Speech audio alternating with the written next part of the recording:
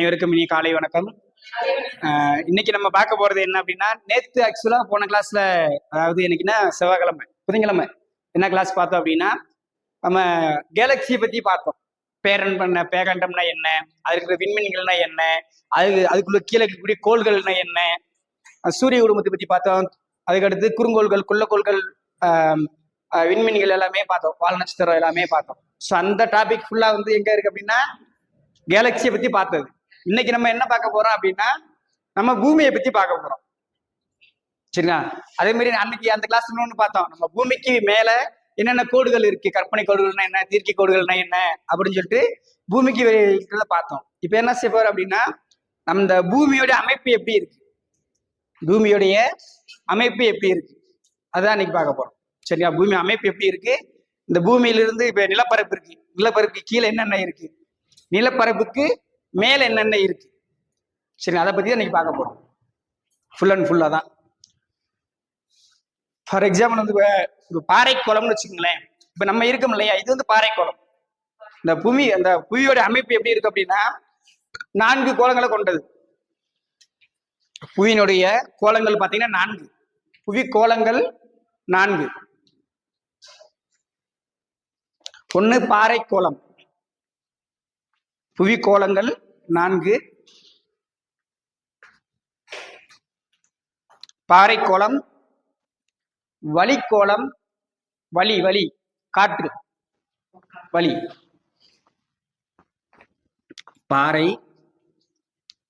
பாறைக்கோளம், வளிக்கோளம், நீர்க்கோளம், பாறைக்கோளம், வளிக்கோளம், நீர்க்கோளம், உயிர்கோளம்.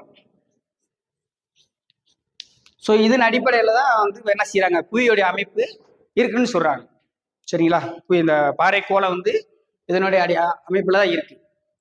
இந்த பாறைக்கோளம்கள் என்னென்ன அப்படின்னா, நம்ம இருக்கக்கூடிய நிலப்பரப்பு பகுதி தான் பாறைக்கோளம், பாறைகளால் ஆனது. சரிங்களா? இப்ப வளிக்கோளம் என்னன்னா, காற்றில் நிகழ்ந்திருக்கக்கூடிய பகுதி வளிக்கோளம், காற்றில் நிகழ்ந்திருக்கக்கூடிய பகுதி எல்லாமே வளிக்கோளம்னு சொல்றோம். நீர்கள் நிறைந்திருக்கக்கூடிய பகுதி நீர்க்கோளம் அப்படின்னு சொல்லி சொல்றோம். இந்த உயிர்கோளம்னா என்ன அப்படின்னா, இந்த 3 கோளங்களும், எது பாறைக்கோளம், வளிக்கோளம், நீர்க்கோளம், இந்த 3 கோளும் ஒன்னா சந்திக்கக்கூடிய அந்த இடத்துல உயிரினங்கள் வாழக்கூடிய பகுதி தான் என்னது அப்படின்னா உயிர்கோளம்னு சொல்றோம். அதாவது பாறைக்கோளம்னா பாறைகள் நிறைந்த பகுதி, சரிங்களா, திடமான இருக்கக்கூடிய பகுதி, நம்ம வாழக்கூடிய நிலப்பரப்பு. சரிங்களா? வளிக்கோளம் என்றால் காற்று அதிகமா இருக்கக்கூடிய பகுதி வளிக்கோளம்னு சொல்றோம். நீர் அதிகமா இருக்கக்கூடிய பகுதி நீர்க்கோளம் சொல்றோம். இந்த உயிர்கோளம் மட்டும் என்ன அப்படின்னா, இந்த மேல இருக்கக்கூடிய 3 கோளங்களையும் ஒன்னா இணைக்கக்கூடிய பகுதி இருக்கும். அதுல உயிரினங்கள் வாழக்கூடிய இடமா இருந்துச்சுன்னா அந்த இடம் தான் உயிர்கோளம் அப்படின்னு சொல்லி சொல்றாங்க. இது 3டைய பிணைப்பு.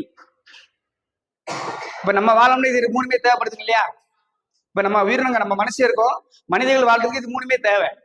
இப்ப பாறை இல்லைன்னா நம்ம நிக்க முடியாது, இந்த இடத்துல காற்று இல்லைன்னா சுவாசிக்க முடியாது, நீர் இல்லாம வாழ முடியாது. அப்ப இந்த 3 கோளங்களும் இணைந்து இருக்கக்கூடிய பகுதி தான் என்ன இருக்கும், உயிர்கோளம் இருக்கும். சரிங்களா?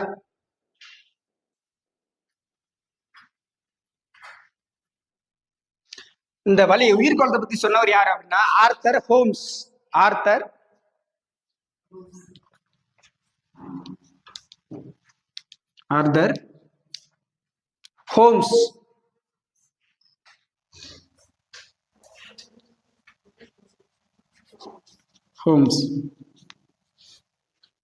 இந்த உயிர்காலத்தை பத்தி சொன்னவர். சரிங்களா?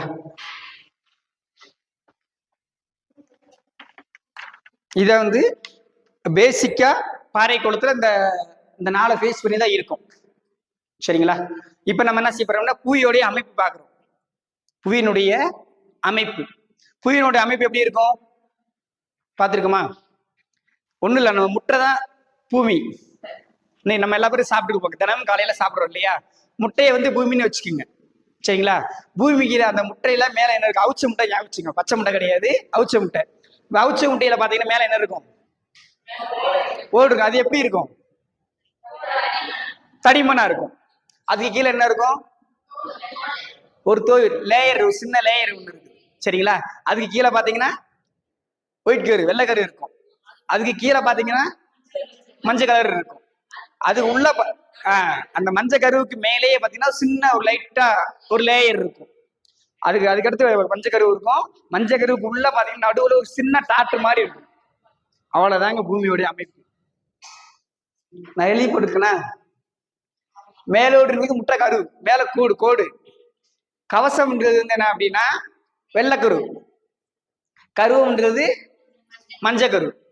இந்த ரெண்டு இடத்துல ஒரு கோடு போட்டிருக்கேன் பாத்தீங்களா, ரெண்டுக்கு இடையில நான் டிஃபரன்ஸ் பண்ணி காமிச்சிருக்கேன். இந்த வெள்ளை கோடு இருக்கிறது வந்து எது?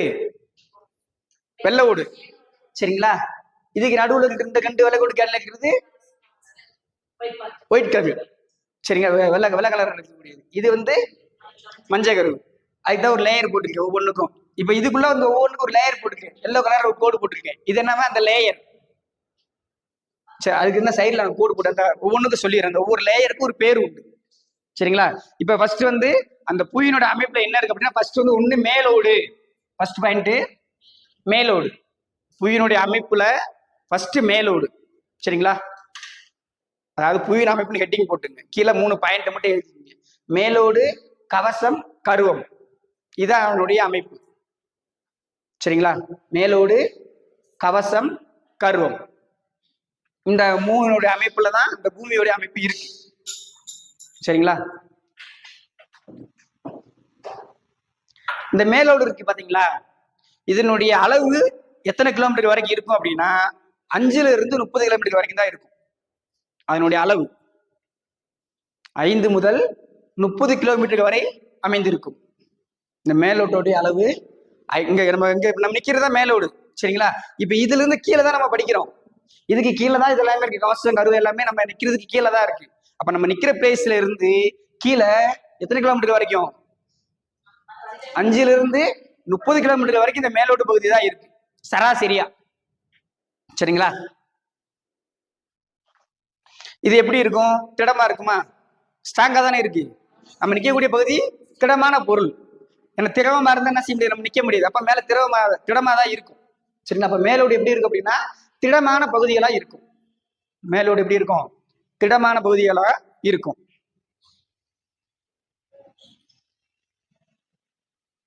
இந்த மேலோட என்ன செய்யறாங்க அப்படின்னா 2 வகையா பிரிக்கிறாங்க.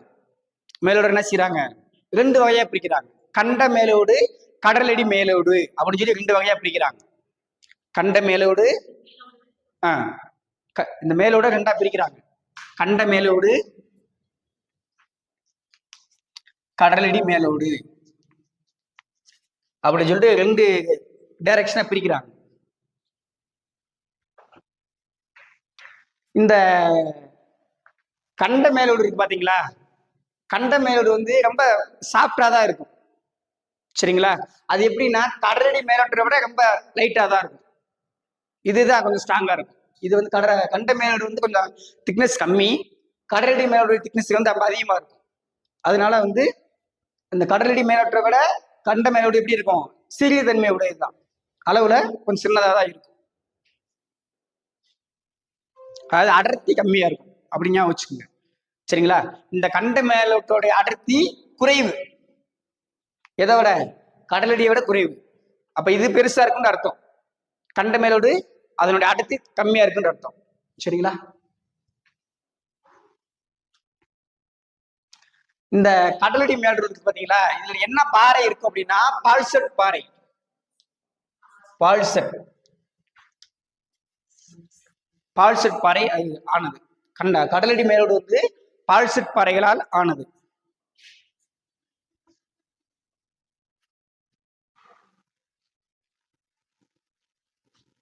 ஒரு சில பால் இருக்கும், பால்செட். ஒரு சிலர் முன்னாடியே போட்டிருக்காங்க.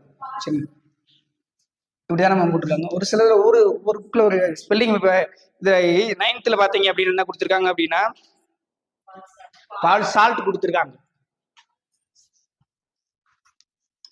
இப்படி கொடுத்திருக்காங்க 9th புக்ல. பசல்ட் பாறைகள் ஆனது கொடுத்திருக்காங்க 9th புக்ல. இதுல வந்து பால் சால்ட்னு கொடுத்திருக்காங்க 11th. சரிங்களா? அப்ப கண்ட மேலோடு வந்து என்ன பாறைகளால் ஆனது அப்படின்னா கரும்பாறைகளால் ஆனது. கரும்பாறைகள்.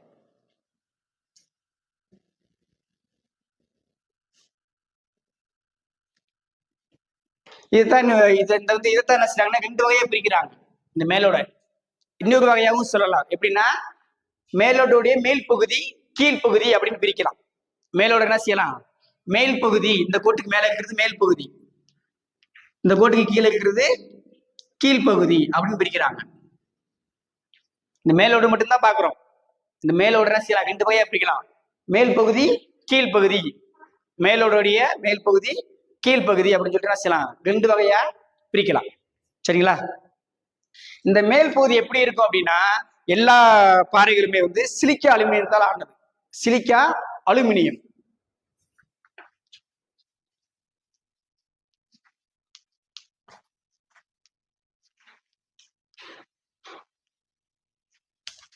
சிலிக்கா அலுமினியம் இந்த தாதுக்கள் நிறைய இருக்கும். அதனாலதான் அந்த பாறைக்கு பேரு வந்து சியால் அப்படின்னு சொல்றாங்க. சியால். இது ரொம்ப முக்கியமான பாயிண்ட். சியால் இது டெட்ல கேட்ட கொஸ்டின். சியால் வந்து எந்த அடுக்குல இருக்கும் அப்படின்னா மேலோட்டுல மேல் பகுதியில இருக்கும். அந்த சியால் அடுக்கு வந்து எந்த தாதுக்களால் ஆனது அப்படின்னா சிலிக்கா அலுமினியம். இந்த சியால் வந்து ஏற்கனவே கேட்டிருக்காங்க. சரிங்களா? இப்ப இதுல ஒண்ணு, இதுக்கு அடுத்து ஒண்ணு இருக்கு, இந்த கீழ்ப்பகுதி. சரிங்களா? இந்த கீழ்ப்பகுதி எந்த தாதுக்களால் ஆனது அப்படின்னா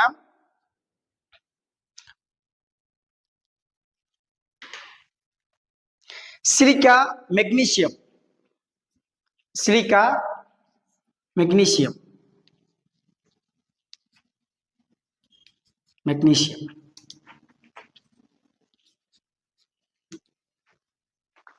சிலிக்கா மெக்னீசியத்தால் ஆனது.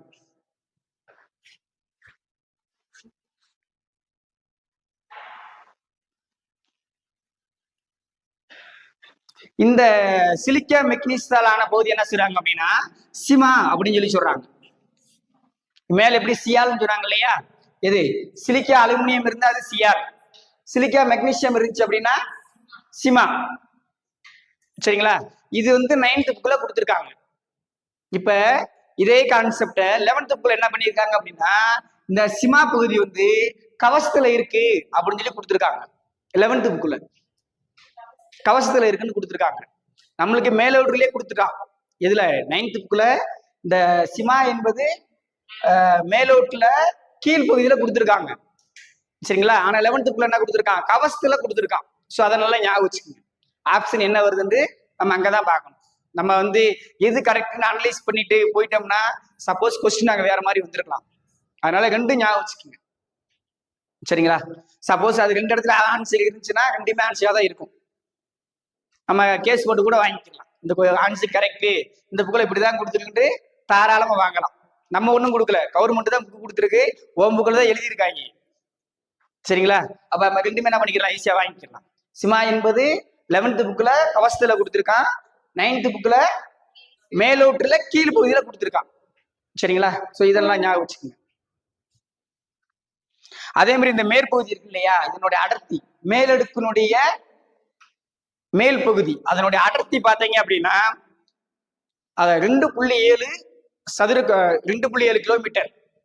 2.7 என்ன மேடம், மேல் பகுதி, மேலோட்டுல மேல் பகுதி 2.7 கிராம் வச்சுக்கோங்க. அப்படி அதான் ஈஸியா வரும். அதனோட சராசரி அடர்த்தி 2.7 கிராம்.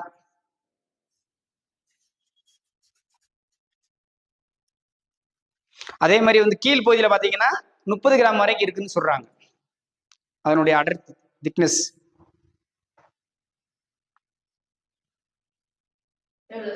முப்பது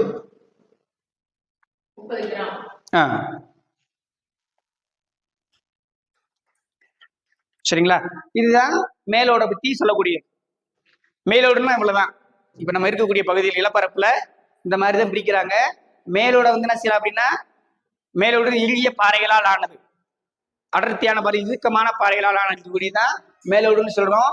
அந்த மேலோட 2 வகையா பிரிக்கலாம். கண்ட மேலோடு, கடலடி மேலோடு அப்படின்னு சொல்லிட்டு 2 வகையா பிரிக்கலாம்.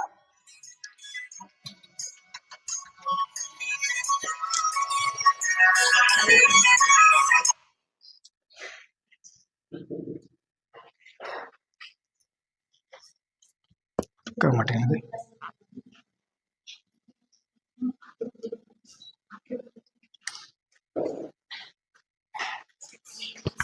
சரிங்களா? அது வந்து கண்ட மேலோடு கடலடி மேலோடு பிரிக்கிறோம். கடலடி மேலோடு வந்து பாசல் பாறைகளால் ஆனது, கடலடி மேலோடு வந்து கரும்பாறைகளால் ஆனதுன்னு சொல்லியிருக்கோம். இதை வந்து இன்னும் செய்யலாம், மேல் பகுதி கீழ் பகுதின்னு பிரிக்கலாம். மேல் பகுதி வந்து என்ன இருக்கு அப்படின்னா சிலிக்கா அலுமினியத்தால் ஆனது. இதை வந்து என்ன செய்யறாங்கன்னா சியால் அப்படின்னு சொல்லி சொல்றோம், சியால் அடுக்குன்னு சொல்றோம். அதுக்கடுத்து கீழ்பகுதி வந்து சிலிக்கா மேக்னீசியம் இருக்குன்னு சொல்றோம். இதனுடைய அடுக்கு பேர் வந்து சிமா அப்படின்னு சொல்லி சொல்றோம். சரிங்களா? 11th 9th நான் வச்சுக்கோங்க. சரிங்களா? இதுக்கு அடுத்து என்ன அப்படின்னா இந்த மேலோட வந்து 2 வகையா பிரிக்கிறோம் இல்லையா, மேல் பகுதி கீழ் பகுதியில் பிரிக்கிறோம். அந்த பிரிக்கக்கூடிய எல்லை கோடு எது அப்படின்னா கோன் ரெட். மேலோடை மேல் பகுதி கீழ் பகுதி என்று பிரிக்கக்கூடிய எல்லை எது அப்படின்னா கோன் ரெட். இதனால ஞாபகம் வச்சுக்கணும். ஏன்னா எல்லை பகுதியில் இப்ப ரீசெண்டா இதுல நிறைய கொஸ்டின்ஸ் கேட்டுக்கிருக்காங்க. இதுல வந்து ஏற்கனவே வந்து என்ன கேட்டாங்கன்னா குட்டன்பர்க் எல்லை கேட்டுட்டாங்க, ரெபிடி எல்லை கேட்டுருக்காங்க. சரிங்களா? இதெல்லாம் ஞாபகம் வச்சுக்கணும். கோன்ரெட் மேலோடை மேலோடு கீழ் மேலோடு அல்லது மேல் பகுதி கீழ் பகுதி பிரிக்கக்கூடிய எல்லை பகுதி எது அப்படின்னா கோன்ரெட்.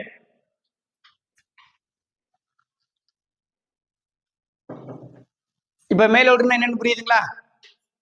மேலோடுன்னு என்ன நம்மளுக்கு புரியுது. சரிங்களா? அதுக்கடுத்து ரெண்டாவது என்ன இருக்கு, கவசம். சரிங்களா? இப்ப அந்த கவசத்தை 2 வகையா பிரிக்கிறோம். கவசத்தை என்ன செய்யறோம், 2 வகையா பிரிக்கிறோம். வெளிக்கவசம், உட்கவசம். வெளிக்கவசம் உட்கவசம் அப்படின்னு சொல்லிட்டு கவசத்தை 2 வகையா பிரிக்கிறோம். இந்த கவசம் எங்க இருக்கு, மேலோடுக்கு கீழ் அமைந்திருப்பது கவசம். இது கொஸ்டின்ல கேட்டிருக்காங்க. சரிங்களா? மேலோட்டுக்கு கீழ் அமைந்திருப்பது கவசம். சரி, இது கொஸ்டின்ல டெட்ல கேட்ட கொஸ்டின். இந்த கவசத்தை தான் 2 வகையா பிரிக்கிறோம், வெளிக்கவசம் உட்கவசம் அப்படின்னு சொல்லிட்டு 2 வகையா பிரிக்கிறோம்.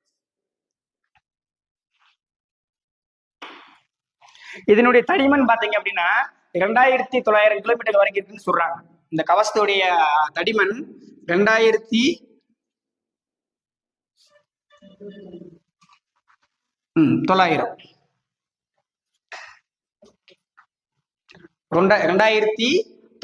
கிலோமீட்டர் வரைக்கும் இதனுடைய தடிமன் இருக்கும் அப்படின்னு சொல்லி சொல்றாங்க. கிலோமீட்டர் தடிமன்.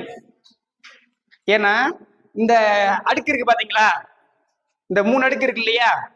இப்ப நம்ம முட்டை மாதிரி இதான் சொன்னேன் நானு. முட்டை எப்படி இருக்கும், சின்னதா தான் இருக்கும். ஆனா வெள்ளைக்கரு எவ்வளவு இருக்கும், ரொம்ப அதிகமா இருக்கும். மஞ்சக்கரு எவ்வளவு இருக்கும், சின்னதா இருக்கும். அதே மாதிரி இந்த புவியுடைய மேலோடு இருக்கு இல்லையா, அதனுடைய அளவு வந்து வெறும் 1% தான். இந்த புவியுடைய மேலோடைய அளவு 1% தான். இந்த கவசத்துக்கு மட்டும் எத்தனை சதவீதம் இருக்கு அப்படின்னா 84% கவசம் தான் நம்ம பூமியில. அதான் ஓடு எப்படி இருக்குன்னு சொன்னால சின்னதா தான் இருக்கும், திக்னஸா இருக்கும், ஆனா சின்னதா இருக்கும். ஆனா வெள்ளைக்கரு எவ்வளவு இருக்கு, நிறைய இருக்கு. முட்டையில முக்கால்வாசி வெள்ளைக்கரு தான் இருக்கும். அப்ப எத்தனை சதவீதம் இருக்குன்னா 84% என்னதான் இருக்கு, கவசம் தான் இருக்கு. இப்ப மிச்சம் இருக்கக்கூடிய கருவை எத்தனை சதவீதம் இருக்கும், 15%. ஏன்னா இங்க 84 + 1 85, மிச்சம் இருக்கிறது 15. அந்த 15% எதுனா கருவம்.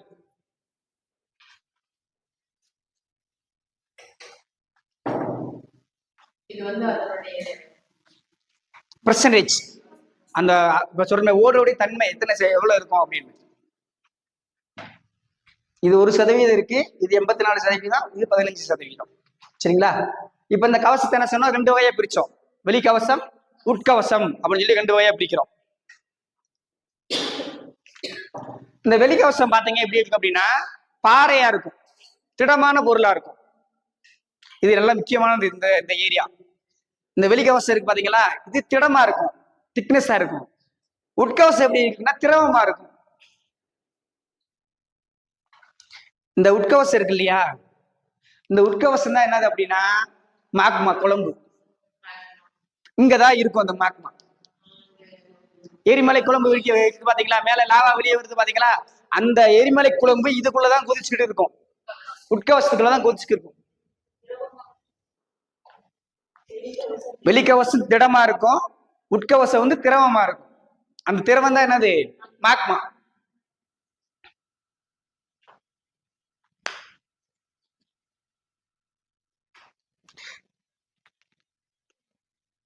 இந்த மேல் கவசம் இருக்கு பாத்தீங்களா, அதாவது வெளிக்கவசம். அந்த வெளிக்கவசத்தினுடைய அளவு எவ்வளவு இருக்கும் அப்படின்னா 3.4 முதல் 3.4 முதல் 4.4 கிலோமீட்டர் வரைக்கும் இருக்கும். 3.4 முதல் 4.4 கிலோமீட்டர் வரைக்கும் அதனுடைய அடர்த்திய தன்மை இருக்கும். 3.4 4.4 சரிங்களா? இந்த வெளிக்கவசத்தினுடைய ஆழம் அப்படின்னு பாத்தீங்க அப்படின்னா சுமார் 700 கிலோமீட்டர் ஆழம் இருக்கும். எத்தனை கிலோமீட்டர் ஆழம் இருக்கும்? 700 700 ஆழம் பாத்தீங்க அப்படின்னா 700 வரை இருக்கும் கிலோமீட்டர். அதுக்கு அடுத்து என்ன கேட்டீங்கன்னா உட்கவசம். இந்த உட்கவசத்துடைய அளவு எப்படி இருக்கும் அப்படின்னா 4.4 கிலோமீட்டர்ல இருந்து 5.4 கிலோமீட்டர் வரைக்கும் இருக்கும் அளவு, அதனுடைய அடர்த்தி. 4.4 டு 5.5 சாரி 4.4 இருந்து 5.5 வரைக்கும் அந்த உட்கவசத்தினுடைய அடர்த்தியோட தன்மை இருக்கும்.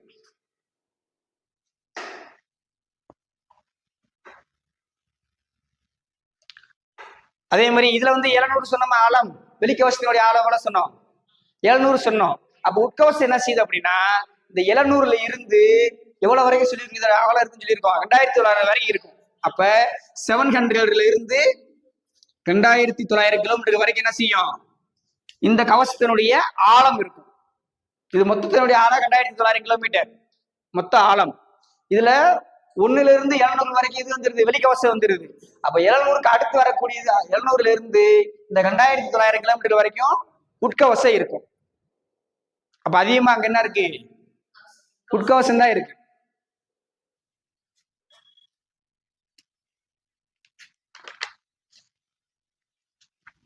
அந்த உட்கவசத்துல என்ன இருக்குன்னு சொல்லியிருக்கேன், மேக்மா இருக்கும். சரிங்களா? ரைட். இப்ப இந்த மேலோடு பாத்திரம் கவசம் பார்த்துட்டோம். இந்த மேலோட கண்டா பிரிக்கிற எல்லைக்கு பேர் என்ன பேர் சொன்னோம்? கோன்ட்ரட். இப்ப இந்த மேலோடவும் இந்த கவசத்தையும் பிரிக்கக்கூடிய பகுதி என்ன பகுதி? மோக்ரோவிசிக். மோக்ரோவிசிக் இது வந்து எது அப்படின்னா மேலோடையும் கவசத்தையும் பிரிக்கக்கூடிய எல்லை. தனித்தனியா பிரிக்கிறோம். அதாவது எப்படி எந்த நான் சொன்னோம் இல்லையா, அந்த முட்டையில வெள்ளைக்கோடுக்கு கீழே சின்ன லேயர் இருக்குன்னு சொன்ன பாத்தீங்களா, அந்த லேயர் தான் இது மோக்ரோவிசிக். வி சி இக்கு.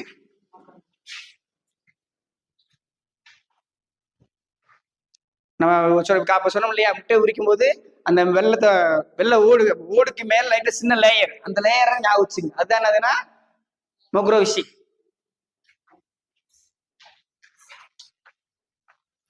சரி, இதை பார்த்துட்டோம். இப்ப இந்த கவசத்தை கண்டா பிரிச்சோம். வெளிக்கவசம், உட்கவசம் அல்லது மேல் கவசம், கீழ்கவசம் எல்லாம் ஒண்ணுதான். சரிங்களா? அப்ப இந்த கவசத்தை கண்டா பிரிக்கக்கூடிய பகுதி தான் என்னது அப்படின்னா ரெபிடி.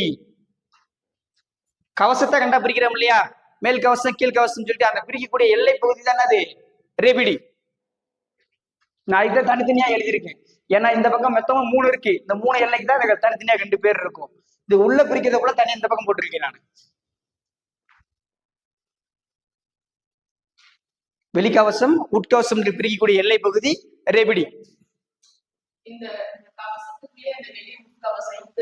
ஆமாங்க மேடம். அதுதான் நான் கலர் தனித்தனியா கலர் கொடுத்துருக்கேன் பாத்தீங்களா. இந்த 2 வெள்ளைக்கோடு இருக்கா, இது 2 வெள்ளைக்கோடு மேலோடு. இந்த வெள்ளைக்கோடுக்கும் இந்த வெள்ளைக்கோடுக்கு இடையில இருக்கிறது கவசம்.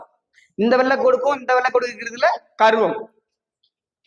அப்ப இந்த வெள்ளைக்கோட்டுக்குள்ள ஒரு எல்லை பிரியுது, அதான் மேல் பகுதி கீழ் பகுதின்னு பிரிவு. இந்த எல்லையுடைய பேர் தான் கோன்ட்ரட். அதே மாதிரி இந்த கவசத்துல ஒரு எல்லை பிரிக்குது, மேல் கவசம் கீழ் கவசம் பிரிக்கிறோம். இந்த எல்லையுடைய பேரு ரெபிடி. அடுத்து லாஸ்ட் ஃபைனல் ஒண்ணு என்னது? கருவம். சரிங்களா? இந்த கருவத்தனை 2 வகையா பிரிக்கிறோம், உட்கருவம் வெளிக்கருவம் அப்படின்னு சொல்லி பிரிக்கிறோம்.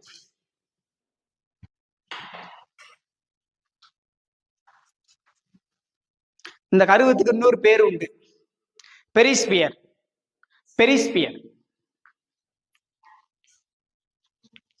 பெரிஸ்பியர் இந்த கருவத்துக்கு இன்னொரு பேரு பெரிஸ்பியர்.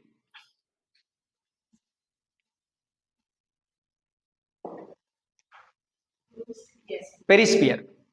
சரிங்களா?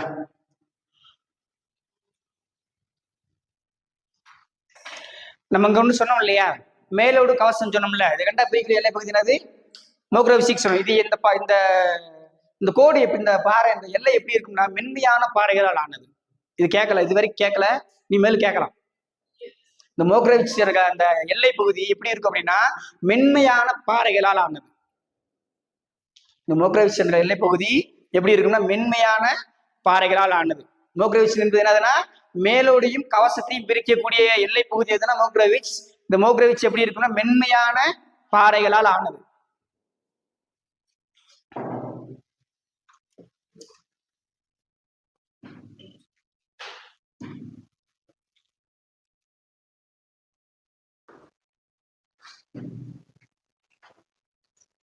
சரிங்களா? இந்த கருவம் சொன்னோம் இல்லையா, கருவம்னா அது அந்த கருவை மஞ்சள் கருவு எப்படி இருக்கும், உள்ள எப்படி இருக்கும், சாஃப்டா இருக்கும். அதுக்கு பேர் நைஃப். நைஃப் நைஃப்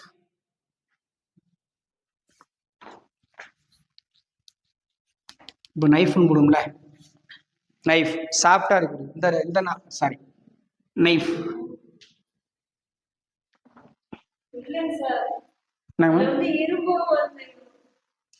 அது வந்து என்னன்னா இந்த கவசத்துல இரும்பு ஆக்சைடு ரொம்ப அதிகம். கவசத்துல இரும்பு ஆக்சைடு ரொம்ப அதிகமா இருக்கும். ஆமா, அதான் உட்கருக்கு இன்னொரு பேர் நைஃப்னு சொல்லலாம். அது எதுனா உள்ள இரும்பு ஆக்சைடு அதிகமா இருக்குன்னா அதுக்கு பேர் knife.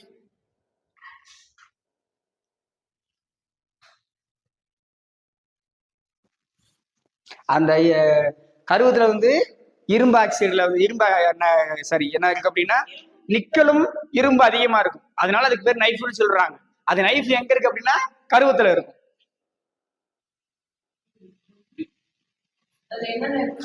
Ma'am nickel nickel nickel இரும்பு இந்த ரெண்டு ஆக்சைடு அங்க அதிகமா இருக்கும்.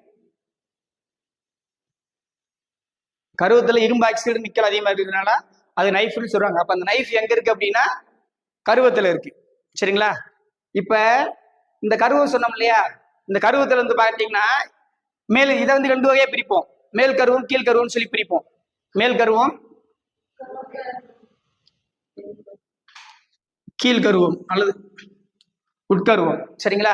இதுல என்ன செய்ய அப்படின்னா இங்க எப்படி சொன்னோம்னா வெளிப்பகுதி திடமா இருக்குன்னு சொன்னேன். இதுல கவசத்துல உட்பகுதி எப்படி இருக்குன்னு சொன்னேன், திறமா இருக்குன்னு சொன்னேன். அதே மாதிரி இங்க என்ன செய்யும்னா இந்த கருவத்தினுடைய மேல் பகுதி திரவமா இருக்கும். சரிங்களா? கீழ்பகுதி வந்து திடமா இருக்கும். இப்ப நல்லா கவனிங்க.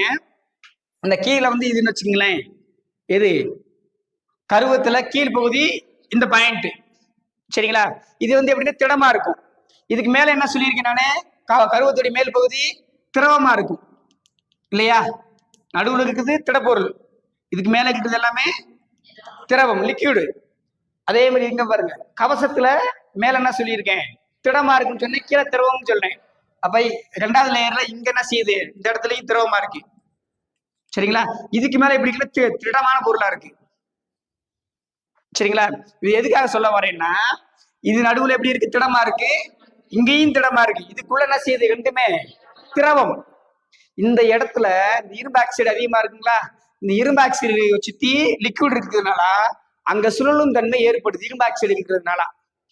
அப்ப இந்த லிக்விடை சுத்தி இங்க இருக்கிற லிக்விடும் இந்த மேல இருக்கிற லிக்விட் எல்லாம் ஒன்னா கலந்து சுத்தும் பொழுதுதான் அங்க புவி ஈர்ப்பு விசை உருவாகுது. அப்ப புவி ஈர்ப்பு விசை எங்க உருவாகுது அப்படின்னா இந்த கருவத்துலதான் உருவாகுது புவி ஈர்ப்பு விசை.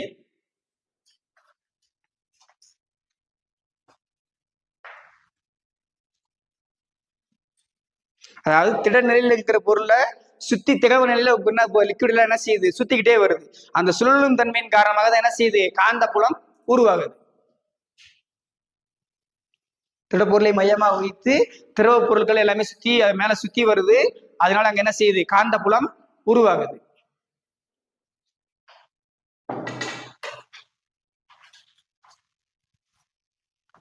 அடுத்து பாத்தீங்க அப்படின்னா இந்த கவசத்தையும் கருவத்தையும் பிரிக்கக்கூடிய எல்லை பகுதி என்னது? குட்டன்பர்க் எல்லை. கவசத்தையும் கருவத்தையும் பிரிக்கக்கூடிய எல்லை பகுதி குட்டன்பர்க். அதே மாதிரி இந்த கருவம், உட்கருவம் வெளிக்கருவம் அப்படின்னு சொல்லி பிரிக்கக்கூடிய எல்லை பகுதி வந்து லெக்மன் எல்லை. லெக்மன் எல்லை.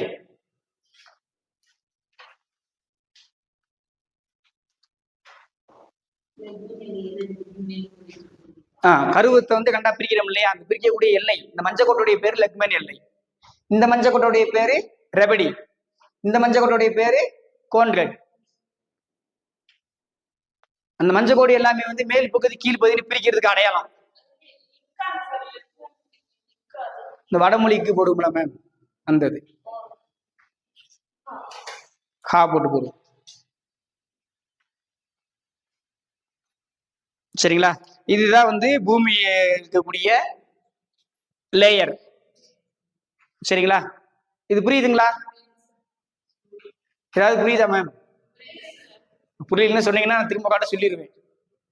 ஏன்னா இதுல வந்து நிறைய கொஸ்டின்ஸ் உண்டு. நீ எல்லா இந்த கொஸ்டின்ஸ் இருக்குது. நான் அதனால எப்பயுமே நான் கொஸ்டின்ஸ் இல்லாம போறது கிடையாது.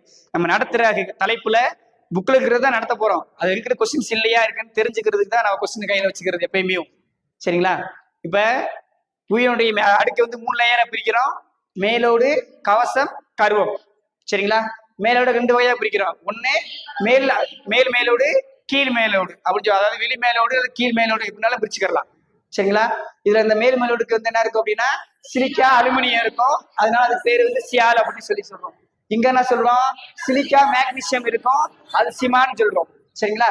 இந்த 2 மேலோட 2 தனித்தனியா பிரியக்கூடிய எல்லை பகுதி வந்து கோன்கட் எல்லைன்னு சொல்றோம். இதுக்கு அடுத்தபடியா இருக்கக்கூடியது கவசம்.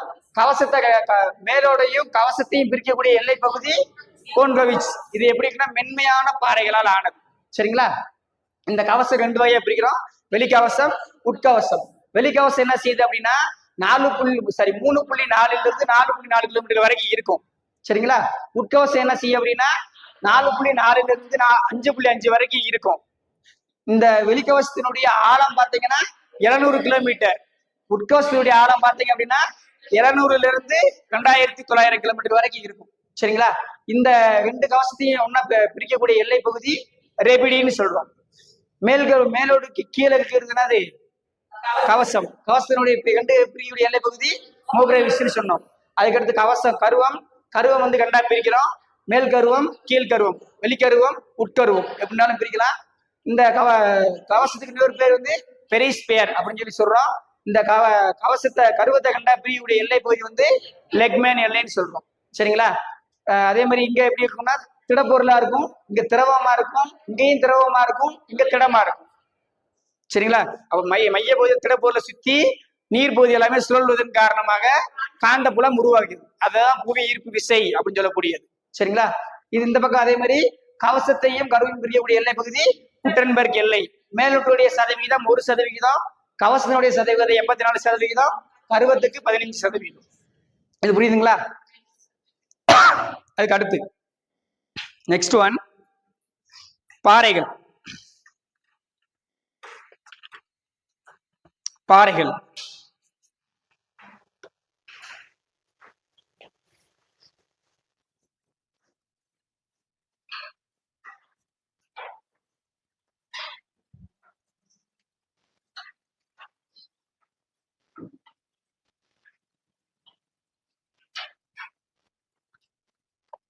செகண்ட். அடுத்தது என்னன்னா பாறை.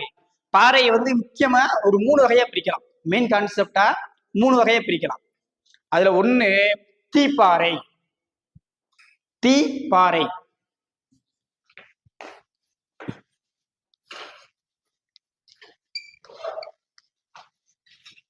2 படிவு பாறை.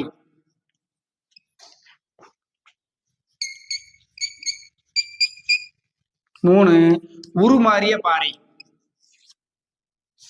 உருமாறிய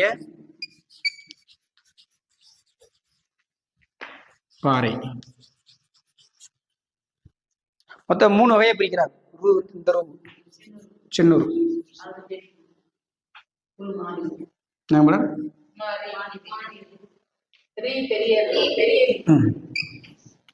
உருமாறிய பாறை. சரிங்களா? இந்த 3 வகை தான் பாறையை பிரிக்கிறாங்க. பாறைகளுடைய வகைகள் 3: தீப்பாறை, படிவுப்பாறை, உருமாறிய பாறை. சரிங்களா? இந்த தீப்பாறைன்னா என்ன அப்படின்னா, இந்த பாறைகள் எல்லாமே மேக்சிமம் எப்படி இருக்கும் அப்படின்னா திடமான பொருளா தான் இருக்கும். அப்படித்தானே? பாறைகள் எல்லாமே எப்படி இருக்கும்? திடமான ஒரு ஸ்ட்ராங்கா தான் இருக்கும். சாஃப்டெல்லாம் இருக்காது. சரிங்களா? திடமான பாறைகளால் ஆனது. அது எப்படி சொல்லுவாங்க அப்படின்னா கிரானைட் பாறைகளால் ஆனதுன்னு சொல்லுவாங்க. கிரானைட் பாறைகளால் ஆனது பாறைகள் எல்லாமே திடமா இருக்கும். அதே மாதிரி ஒரு சில இடத்துல களிமண் போன்று மென்மையாகவும் இருக்கும். களிமண் போன்று மென்மையாகவும் இருக்கும். சரிங்களா? திடமா இருக்கும். அதே மாதிரி களிமண் போன்று மென்மையாகவும் இருக்கும். இன்னொன்னு மணல் போன்று துகள்களாகவும் இருக்கும். துகள்கள் இப்ப பாறையை பார்த்தீங்கன்னா என்ன செய்யும்? ஒரு சிலது ஸ்ட்ராங்கா இருக்கும். கருங்கல்லுன்னு சொல்லுவோம் இல்லையா? அந்த மாதிரி இருக்கும். ஒரு சிலது பாறை தான் இருக்கும். ஆனா மேல பாத்தீங்கன்னா செய்யும் பொக்கு மாதிரி உதிரும். பாத்திருக்கீங்களா? பாத்திருக்கீங்களா? பாக்கலையா மேம்? பாறைகள் வந்து உதிரும் தன்மை. மேல பாத்தீங்கன்னா அது எப்படி உருவாகுது அப்படின்னா வெயில் காலத்துல அதிகமான வெயில் இருக்கும். மழை காலத்துல அதிகமான பனி நீர் இருக்கும். அந்த 2 கெமிக்கல் வேரியேஷன் நடக்கும்போது அது வெடிப்பு ஏற்படும். அது வெடிச்சு ஏற்பட்டு தான் தோல் சின்ன சின்ன துகள்களா வெளியே வர்றது. நம்ம பாறை வந்து உள்ள பாத்தீங்கன்னா கருங்கல்லா இருக்கும். மேல உள்ள பாத்தீங்கன்னா சும்மா பொக்குக்கல் மாதிரி இருக்கும். தட்டி விட்டா உதறும், உடையும். அந்த மாதிரி இருக்கும். அது மாதிரி என்னங்க மேடம்?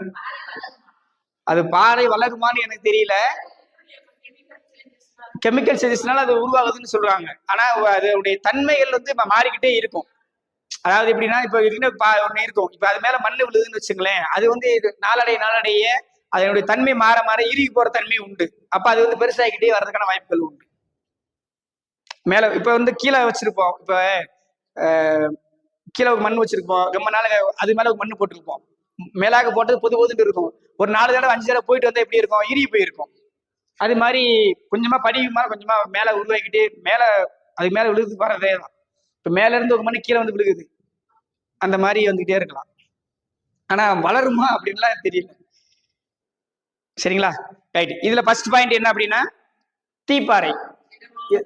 தீப்பாறை பத்தி நம்ம பார்க்க போறோம். இல்ல இப்ப சொன்னது பாறைகளை பத்தி மட்டும் தான் சொல்லியிருக்கேன். பாறை வந்து திடமா இருக்கும்னு சொல்லியிருக்கேன். அந்த பாறை வந்து களிமண் போன்று மென்மையாகவும் இருக்கும், மணல் போன்று தூள்களாகவும் இருக்கும் பாறைகள். இது 3 காமன். அதாவது பாறையை பத்தி பாக்குறோம். அந்த பாறைகள்ல 3 கான்செப்ட். ஒண்ணு திடமா இருக்கும், கிரானைட் கல் போன்று திடமா இருக்கும். களிமண் போன்று மென்மையாகவும் இருக்கும், மணல் போன்று தூள்களாகவும் இருக்கும். இது பாறையை பத்தி பொதுவான கான்செப்ட். இப்ப ஃபர்ஸ்ட் பாயிண்ட் பாறைக்கு இப்பதான் போறோம். எங்க? தீப்பாறைக்கு போறோம். தீப்பாறைக்கு இப்பதான் உள்ள போறோம். புரியுதா மேம் நான் சொன்னது? பாறைன்றது வந்து பொதுவா சொல்லியிருக்கேன். பாறை தான் எத்தனை வகைப்படும்னா 3 வகைப்படும். சரிங்களா? தீப்பாறை, படிவுப்பாறை, உருமாறிய பாறை. இது 3 வகையா பிரிக்கிறோம். இந்த பாறைனா எப்படி இருக்கும் அப்படின்னா திடமா இருக்கும், களிமண் போன்று மென்மையாகவும் இருக்கும், மணல் போன்று தூள்களாகவும் இருக்கும். சரிங்களா? இதுல ஃபர்ஸ்ட் பாயிண்ட் தானே அது தீப்பாறை. இந்த தீப்பாறை எப்படி உருவாகுது அப்படின்னா நம்ம இப்ப அந்த இது போட்டோம் இல்லையா, மேப்பு படம் போட்டோம் இல்லையா, கவசத்தில் இருந்த என்ன செய்யுது? மாக்மா இருக்கு. அந்த மாக்மா என்ன செய்யும் அப்படின்னா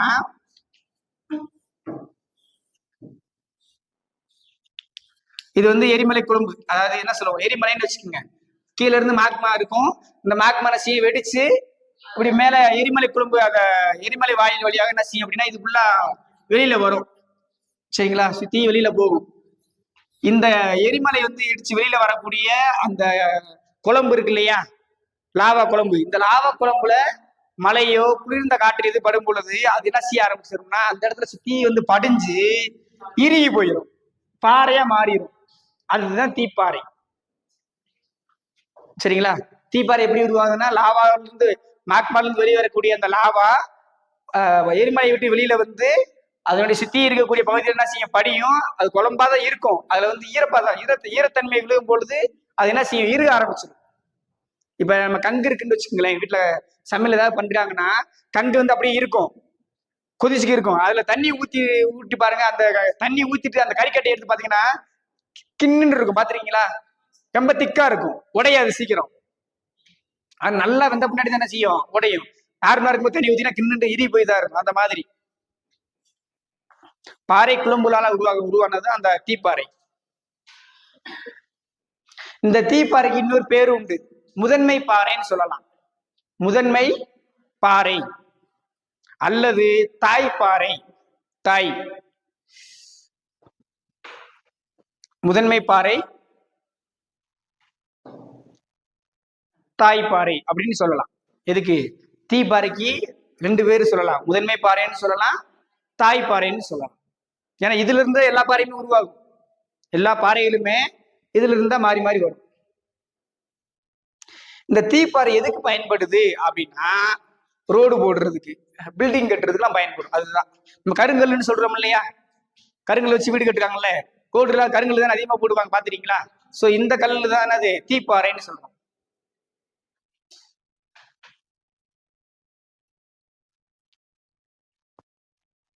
இது எந்த மொழியிலிருந்து வந்துச்சு அப்படின்னா, லத்தீன் மொழியிலிருந்து வந்தது. இந்த இக்னிஷ் அப்படின்னு சொல்லக்கூடிய இக்னிஷ்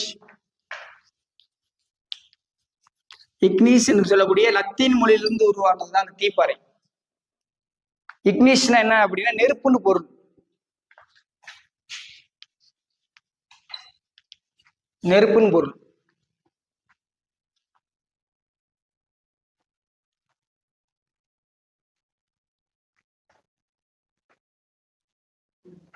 புரியுதா மேம்?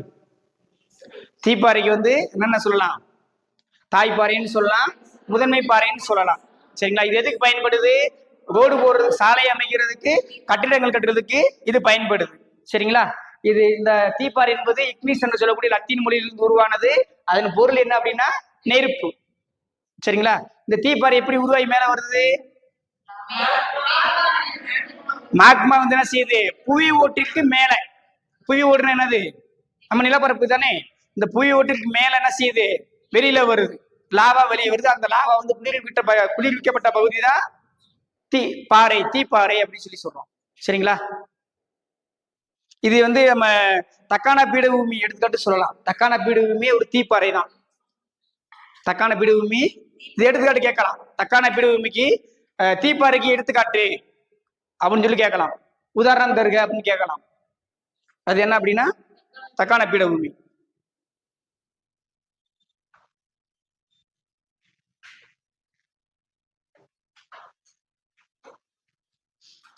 இந்த தீப்பாறையை வேற விதமாகவும் சொல்லலாம். ரெண்டு வகையை சொல்றாங்க. ஒண்ணு ஊடுருவிய தீப்பாறை. ஊடுருவிய தீப்பாறை, ஊடுருவிய தீப்பாறை. ரெண்டு வெளிப்புற தீப்பாறை அப்படின்னு சொல்றாங்க. ஊடுருவிய தீப்பாறை, ஊடுருவிய தீப்பாறை, வெளிப்புற தீப்பாறை அப்படின்னு சொல்லி சொல்றாங்க. வெளிப்புறம். இப்ப இந்த தீப்பாறைக்கு எடுத்துக்காட்டு சரிங்களா? இப்ப தீப்பாறை வந்து என்ன இது பயன்படுதுன்னு சொன்னோம். அது எது எதெல்லாம் தீப்பாறை அப்படின்னா கருங்கல் ஒண்ணு. சரிங்களா? தீப்பாறைக்கு எடுத்துக்காட்டு கருங்கல். அடுத்து பால்செட், பசல்ட். பசல்ட் பாறை, பசல்ட். அப்ப அது எழுதணும்,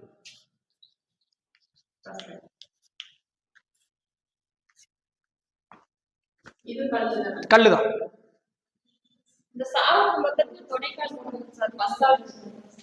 பசல்ட் இருக்கு, ஒரு சிலது பால்ஸ். இப்ப சால வந்துங்க பாசல்ட், சா. அது இங்கிலீஷ்ல கான்செப்ட் பண்ணது ஒவ்வொன்றும் ஒரு மாதிரி இருக்குது. சரிங்களா? இதுதான் வந்து தீப்பாறைன்னா என்ன. சரிங்களா? தீப்பாறைன்னா என்னன்னா அவ்வளவுதான். சரிங்களா? தீப்பாறைன்னா சொல்லுங்க பாப்போம் என்னன்னு. முதன்மை பாறை, முதன்மை பாறை ஒண்ணு, தாய்ப்பாறைன்னு சொல்லலாம். சரிங்களா? அடுத்து இது சாலை போட பயன்படுது, கட்டிடங்கள் கட்ட பயன்படுது. இது என்ன சொல்? இக்னிஸ் சொல்லக்கூடிய லத்தீன் மொழியிலிருந்து உருவானது. அதனுடைய பொருள் என்னன்னா நெருப்பு. சரிங்களா? இந்த தீப்பாறை எப்படி உருவாகி வருது? மாக்மா வந்து லாவாவா புவி ஓட்டிற்கு மேல். அதான் முக்கியம். ஏன்னா புவி ஓட்டுக்கு மேல வந்தாதான் நம்ம பார்க்க முடியாத. புவி ஓட்டுக்கு மேல வந்து வெளிப்படுது. அந்த லாவா வெளிப்படுறது அந்த இறுகிய நிலை வந்து அது குளிர்ந்த தன்மை பட்டு குளிர்ந்த நிலை தான் என்னதுன்னா தீப்பாறையா மாறுதுன்னு சொல்லுவோம். இந்த தீப்பாறையை வந்து எடுத்துக்காட்டு எதை சொல்லலாம்? தக்கான பீடபூமி சொல்லலாம். என்னென்ன பாறைகள் இருக்கும்னா கருங்கல் ஒண்ணு சொல்லலாம், பாசல்ட் ஒண்ணு சொல்லிக்கலாம். சரிங்களா? செகண்ட் ஒன் நெக்ஸ்ட் ஒன் படிவு பாறை.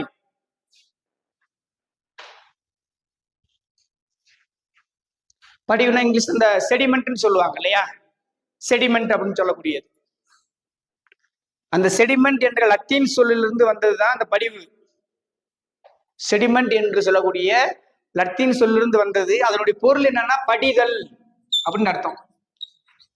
அதுதான் படிவு பாறைன்னு மாறுது. செடிமெண்ட்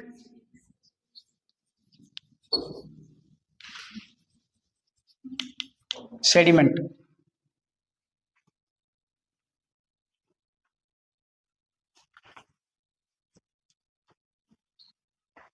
செடிமெண்ட்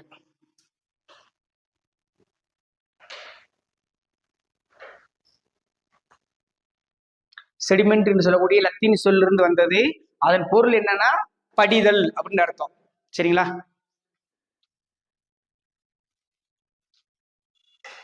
இந்த செடிமெண்ட் இந்த படிவு பாறை எப்படி உருவாகுது அப்படின்னா, இப்ப மேல மலையில ஒரு நீர் அருவி உருவாகுது. நீர் உருவாகுதா? ஊத்து தண்ணி அடிச்சு அருவி உருவாகுது.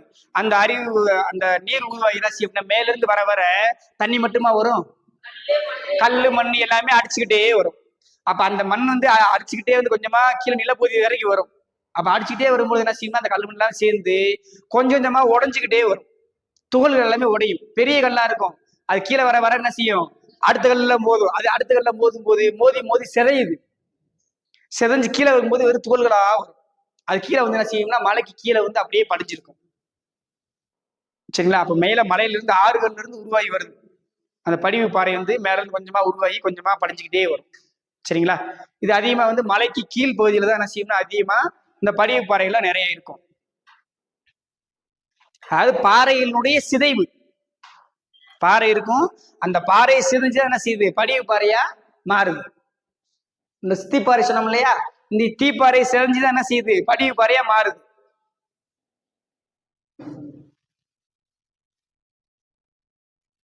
இந்த படிவு பாறை எதுக்கு அதிகமா பயன்படுத்துறாங்க அப்படின்னா, இரும்பு இருக்குல்ல, இரும்பு அதை சுத்திகரிக்க பயன்படுதுன்னு சொல்றாங்க. தீப்பாறை வந்து பில்டிங் கட்ட பயன்படுது, ரோடு கட்ட பயன்படுதுன்னு சொன்னோம். இந்த படிவு பாறை எதுக்கு பயன்படுது அப்படின்னா, இரும்பை சுத்திகரிக்க பயன்படுகிறது. இரும்பு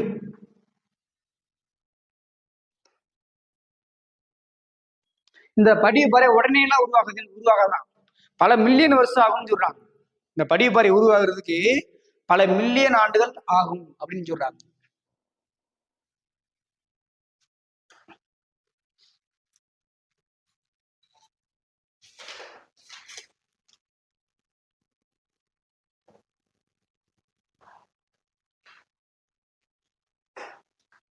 இதுக்கு எடுத்துக்காட்டு, படிவு பாறைக்கு எடுத்துக்காட்டு மணற்பாறை. மணல் மணல் சொல்றோம் இல்லையா, மணல் பாறை, சுண்ணாம்பு பாறை, மணல் பாறை, சுண்ணாம்பு பாறை, சிப்சம், மணல் பாறை, படிவு பாறை, சுண்ணாம்பு பாறை, சிப்சம், நிலக்கரி, நிலக்கரி, கூட்டுப்பாறை. ஸோ இது எல்லாமே வந்து இந்த படிவு பாறைக்கு எடுத்துக்காட்டா சொல்லலாம். இப்ப ரீசெண்டா என்ன செய்யலாம், நிலக்கரியே கூட கேட்கலாம். நிலக்கரி எந்த வகை பாறையை சார்ந்தது? படிவு பாறையை சார்ந்தது. சரிங்களா? அதான் சொல்லியிருக்கான், பல மில்லியன் வருஷம் ஆகும்னு சொல்லியிருக்கான். உடனே மாறாது. சரிங்களா? இப்ப நிலக்கரி கீழே பெட்ரோல் இதெல்லாம் எடுக்கிறாங்கன்னா அது எல்லாமே ஒரு இதுல லேயர் மாறி மாறி போகும் பொழுதுதான். இப்ப அதனாலதான் டெல்டாவுக்கு அழிச்சிருக்காங்க இல்லையா? டெல்டா அழிக்கிறதுக்கு காரணம் என்ன? டெல்டாவை அழிக்கிறதுக்கு காரணம் என்ன? ரெண்டு இருக்கு. ஒண்ணு நிலக்கரி இருக்கு, இன்னொன்னு வந்து பெட்ரோலியம் இருக்கு. இது ரெண்டு ஆட்டையை போடுறதுக்காக தான் எல்லாமே பாடுபடுத்துறாங்க. மக்களை பூரா வெளியேற்ற பாக்குறாங்க. சரி,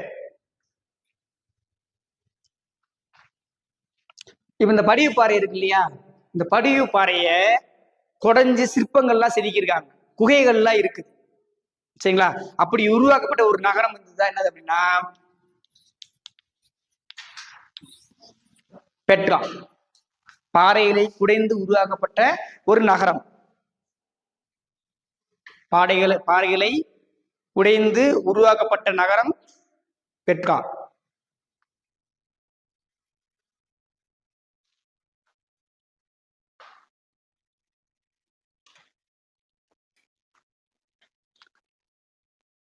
லாஸ்ட் ஒன் உருமாறிய பாறை. உருமாறிய பாறை இது கொஞ்சம் டிஃப்ரெண்டான பாறை. உருமாறிய பாறை இதெல்லாம் இது ரொம்ப முக்கியமானது. எதுக்கு அப்படின்னா இந்த நகையெல்லாம் போடுறாங்க இல்லையா, அதுக்கெல்லாம் சுத்தம் பண்றதுக்கு இதுதான் பயன்படுத்துறாங்க. ஆபரணங்களை செய்யறதுக்கு, சிற்பங்களை செதுறதுக்கு எல்லாமே இந்த உருமாறிய பாறையை வச்சுதான் பயன்படுத்துறாங்க. ஆபரணங்கள் செய்வதற்கும் சிற்பங்களை செதுக்குவதற்கும் இதைதான் பயன்படுத்துறாங்க, உருமாறிய பாறை.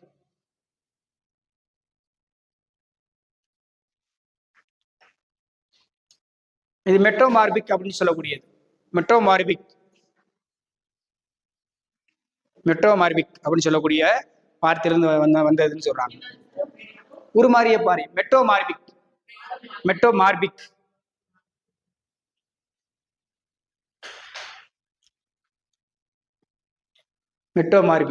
இந்த உருமாறிய பாறை எப்படி உருவாச்சு அப்படின்னா, இந்த 2 பாறைகள் இருக்கு இல்லையா, தீப்பாறையும் படிவு பாறையும், இந்த 2 பாறையினுடைய விளைவாக தான் உருமாறிய பாறை மாறுது. சரிங்களா? ஆமா, தீப்பாறையும் படிவு பாறையும் அதிகமாக வெப்பத்தால் அழுத்தப்படும் பொழுது, உருமாறிய பாறை உருவாகிறது. தீப்பாறையும் படிவு பாறையும் அதிகமாக வெப்பத்தால் அழுத்தப்படும் பொழுது உருமாறிய பாறை உருவாகிறது.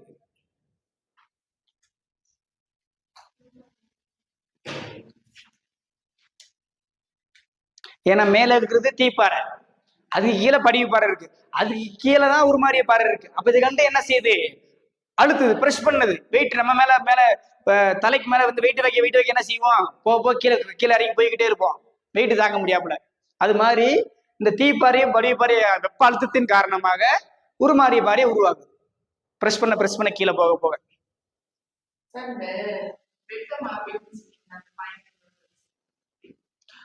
இல்ல மேம், மெட்டோமார்பிக் என்ற சொல்ல வார்த்தை உருவானதுதான் உருமாறிய பாறைன்னு சொல்றாங்க.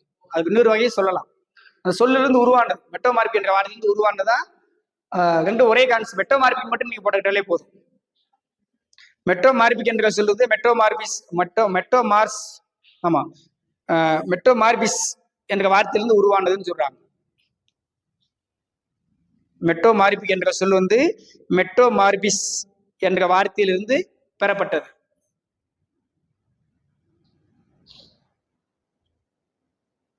இந்த உருமாறிய பாறைக்கு எடுத்துக்காட்டு என்ன, எப்படி எந்த பாறையா மாறுது, உருமாறிய பேர் மாறுது இல்லையா, உருவம் மாறுதுன்னு சொல்றாங்க.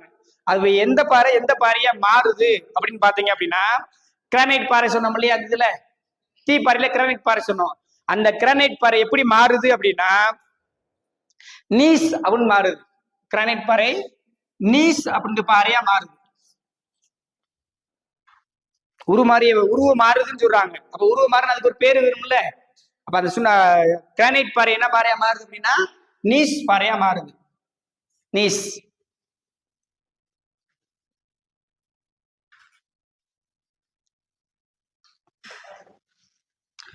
அதுக்கு பசல்ட். இந்த பாறை என்னன்னா சிஸ்ட்னு மாறுது.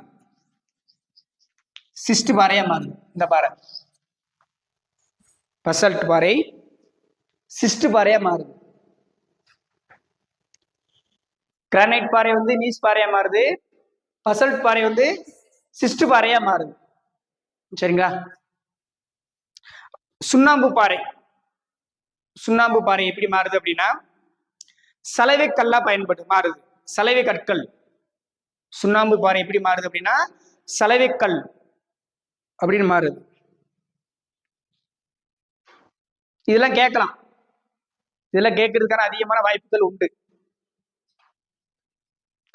அது மணற்பாறை சொன்னோம். மணற்பாறை, அந்த மணற்பாறை எப்படி மாறுது அப்படின்னா குவார்சைட் கல். குவார்சைட்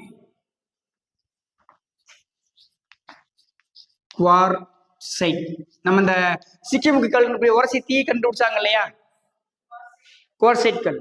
சிக்கிமுக்கு 2 கல்லை வச்சு உரசி தீ பிடி கண்டு அந்த கல் தான் குவார்சைட் கல். அது என்ன கல், மணற்பாறை என்ன செய்யுதுன்னா குவார்சைட் கல்லா மாறுது.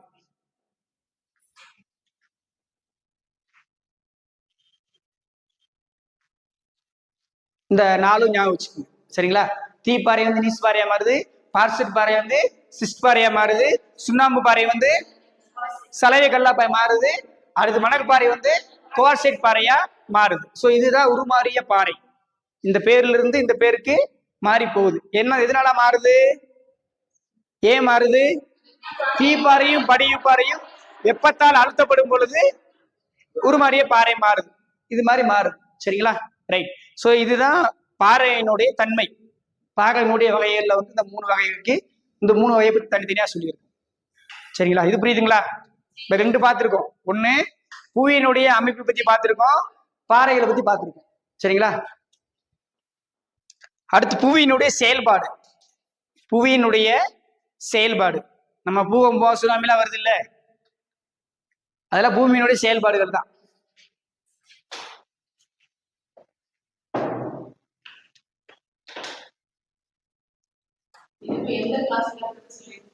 இது 9th மேடம். 9th + 11th ரெண்டுமே மிக்ஸ் ஆகிதான் வரும். புவியினுடைய செயல்பாடுகள் இது எப்படி இருக்கும் அப்படின்னா, புவியினுடைய மேற்பரப்புல இது அந்த புவியினுடைய செயல்பாடை 2 வகையா பிரிக்கலாம். சரிங்களா? புவியுடைய செயல்பாடை 2 வகையா பிரிக்கலாம். ஒண்ணு புற செயல்பாடுகள், அக செயல்பாடுகள். புற செயல்பாடுகள், அக செயல்பாடுகள் அப்படின்னு சொல்லிட்டு 2 வகையா பிரிக்கலாம்.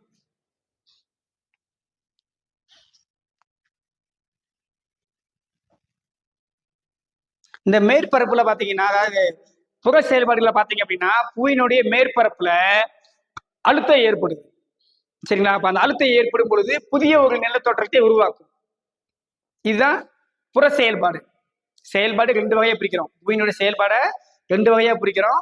ஒண்ணு புற செயல்பாடு, அக செயல்பாடு. இந்த புற செயல்பாடு அப்படின்னா பூமியினுடைய மேற்பரப்புல அழுத்தத்தை ஏற்படுத்துது. அழுத்தம் ஏற்படும் பொழுது புதிய ஒரு நிலத்தோற்றத்தை உருவாக்கும்.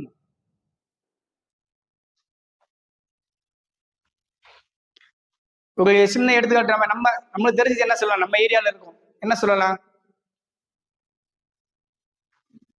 ஒரு சின்ன குன்று இருக்கு. குன்று மேல ஒரு மரம் இருக்கு. அந்த மரம் பெருசா என்ன செய்யும்? ப்ரெஷ் அதிகமாகிக்கிட்டே இருக்கும். அப்ப அந்த மண் என்ன செய்யும்? சரிஞ்சு இன்னொரு இடத்துக்கு போகும். அப்ப அந்த இடம் என்ன செய்யும்? ஒரு நிலத்தோற்றமா உருவாகும். சும்மா ஒரு எக்ஸாம்பிளுக்காக சொல்றேன் நான். அந்த மண் சரிவு ஏற்படுது இல்லையா? முதல் அந்த இடத்துல நார்மலா இருந்திருக்கும். இப்ப மண் சரிவு ஏற்பட்டு அந்த பக்கம் ஒரு மேடான பகுதியா மாறுது. அது மாதிரி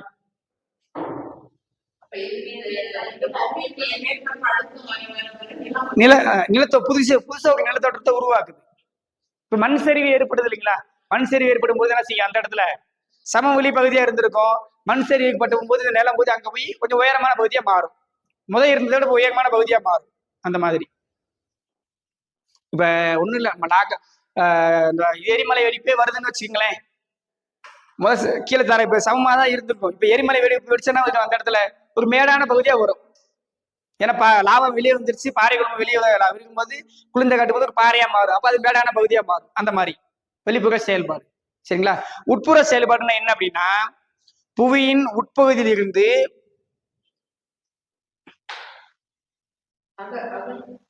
அதான் என்னங்க மேடம் சொன்னது வந்து இந்த மண் சரிஞ்சு போறது வந்து வெளிப்புற செயல்பாடு. சரி, உட்புற செயல்பாடுன்னா இப்ப நம்ம சொன்ன எரிமலை அது பூமிக்கு உள்ள கீழே இருந்து செய்து மேல் நோக்கி வருது. அப்ப கீழே இருந்து மேல் நோக்கி வர்றது வந்து உட்புற செயல்பாடு. புவியின் உட்பகுதியிலிருந்து புவியின் மேல் பரப்பை நோக்கி செயல்படும் விசை. அதான் சொன்ன எரிமலை வெடிப்பு, அது வந்து மேலான பகுதியா மாறுது. மேல மண் சரிஞ்சு வந்துச்சுன்னா வெளிப்புற செயல்பாடு. இப்ப கீழே பூமிக்கு உள்ள இருந்து ஒரு எரிமலை வெடிச்சு வெளியே வந்துச்சு அப்படின்னா உட்புற செயல்பாடு.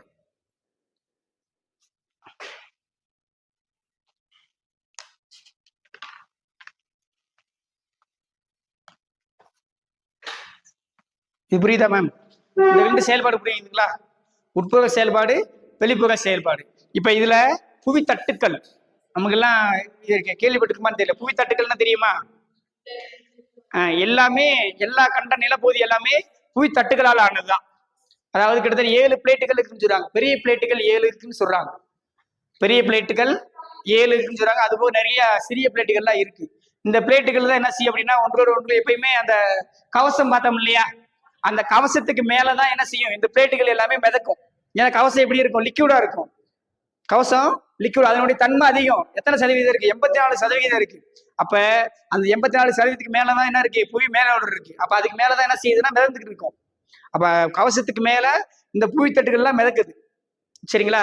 இப்ப இந்த மிதக்கும் போது என்ன செய்யும் அப்படின்னா நில அதிர்வுகள் ஏற்படும். எப்படி அப்படின்னா அந்த கவசத்துல உள்ள வெப்பம் கொதிச்சுக்கிட்டே இருக்கும். கவசம் என்பது வெப்ப சக்தி நிறைந்தது. அப்ப உள்ள அந்த வெப்பம் வந்து கொதிக்க கொதிக்க அந்த ஹீட்டோடைய தன்மை வெளியே போக முடியாமல தான் என்ன செய்யுது? வெடிப்பு ஏற்படுது. அப்ப அந்த பிளேட் என்ன செய்யும்னா விலகுது. அந்த பிளேட் என்ன செய்யும்? விலகும். விலகும் போது நமக்கு என்ன செய்யுது? எரிமலையா வெளியே வருது. அது எந்த மாதிரிலாம் விலகுது, எந்த மாதிரிலாம் இணையுது அப்படின்னு சொல்லி பாக்குறது அடுத்த ஹிட்டிங். சரிங்களா? புவி தட்டுக்கள். புவி தட்டுக்கள்.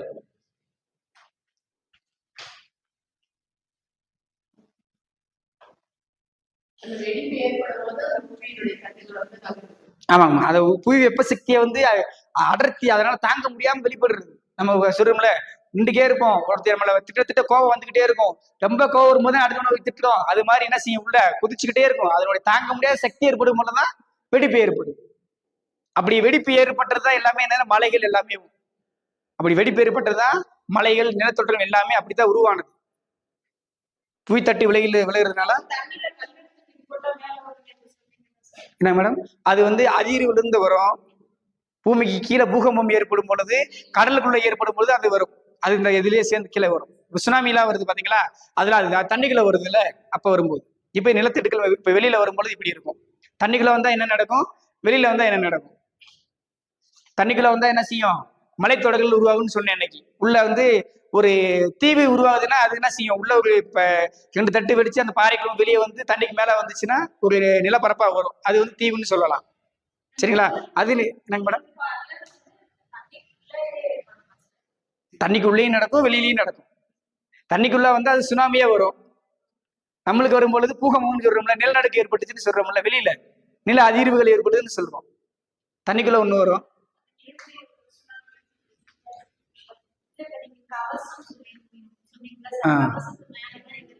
கவசத்துக்கு மேலதான் தண்ணியுமே இருக்கு.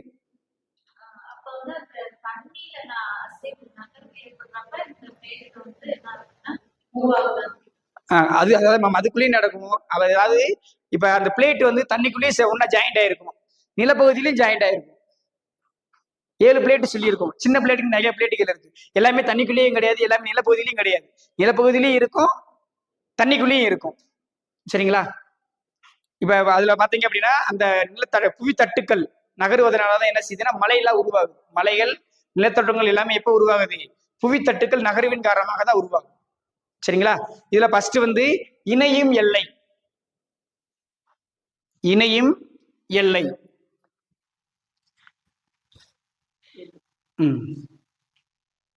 புவி தட்டுகள் தான் மேம். புவி தட்டுகள்ல தான் ஃபர்ஸ்ட் பாயிண்ட் இணையும் எல்லை. புவி தட்டுகள்ல வந்து ஃபர்ஸ்ட் பாயிண்ட் என்னதுன்னா இணையும் எல்லை. இப்ப இந்த இணையும் எல்லையின் மூலமா தான் இமயமலையே உருவானது. எடுத்துக்காட்டு, இணையும் எல்லைக்கு எடுத்துக்காட்டு என்ன சொல்லலாம் அப்படின்னா இமயமலை. எப்படின்னா 2 பிளேட் இருக்கு. சரிங்களா? 2 பிளேட் இருக்கு. இந்த 2 பிளேட் என்ன செய்யுது அப்படின்னா ஒன்னா மோதுது, சொருகுதல் நிகழ்வு நடைபெறும். இப்ப நேரம் இப்படி மோதாம இது என்ன செய்ய? நேரம் இப்படி வந்து மோதி இது கீழே போயிடுச்சு, இது மேல வந்துருச்சு. அப்ப என்ன செய்யுது? இந்த இருக்குல்ல, இப்படி இப்படி இருக்குங்களா? இப்ப நேரம் மோதினா வேற. இது என்ன செய்யுதுன்னா நேரம் மோதாம இப்படி கிராஸ் அப்படி மேல போயிடுச்சு. ஒரு பிளேட் இன்னொரு பிளேட் மேல ஏறி போயிருச்சு. இப்படி உருவானதான் இமயமலை. அதுதான் இணையும் எல்லைன்னு சொல்றாங்க. 2 பிளேட் ஒன்னா இணைஞ்சிருச்சு. அப்படி இணைஞ்ச எல்லை தான் இது இமயமலை.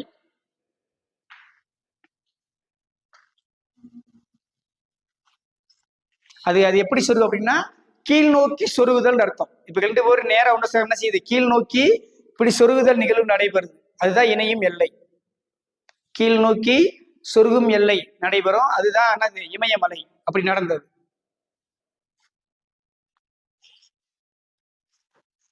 இந்த இணையும் எல்லைக்கு இன்னொரு பேர் உண்டு. என்ன பேர் அப்படின்னா அமிழ்தல் மண்டலம். அமிழ்தல் மண்டலம், அமுக்குன்னு சொல்றோம் இல்லையா? அமிழ்தல் மண்டலம் அப்படின்னு சொல்லலாம். அமிழ்தல் மண்டலம்.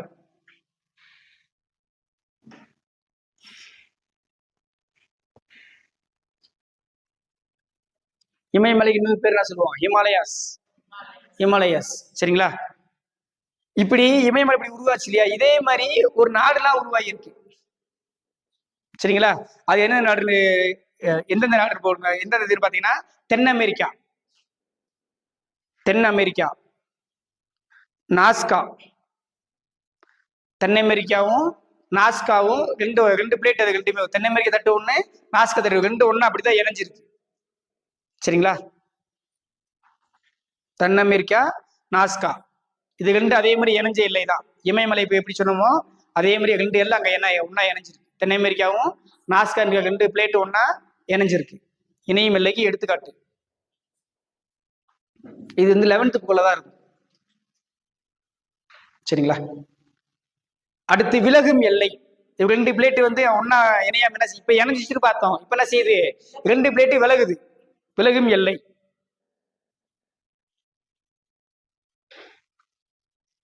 அப்ப விலகும் போது என்ன செய்யும்? இப்படி ஒன்னா இருந்த பிளேட்டு ரெண்டு விலகி போகுது, தனித்தனியா போகுது. இப்படி ஒன்னா இணையாம என்ன செய்யுது? இப்படி விலகுது. அப்ப என்ன செய்யுது? விலகும் போது கேப் விழுகுதா?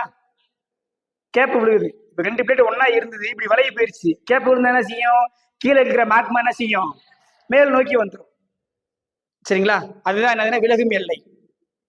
சரிங்களா? அது எடுத்துக்காட்டு என்ன போடலாம் அப்படின்னா அட்லாண்டிக் ரிச். அட்லாண்டிக் ரிச் இது எடுத்துக்காட்டு. விலகும் எல்லைக்கு எடுத்துக்காட்டு அட்லாண்டிக் ரிச்.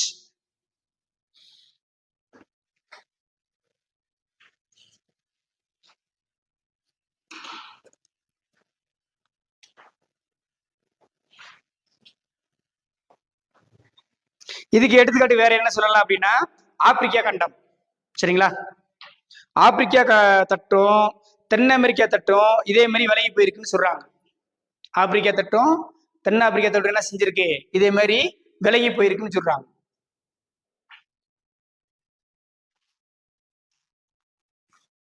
எல்லாமே முதல் ஒரே கட்டமா தான் இருந்துச்சு. இந்த பிளேட் விலகி போனதுனாலதான் என்ன செய்யுது? தனித்தனி நாடுகளா போகுது.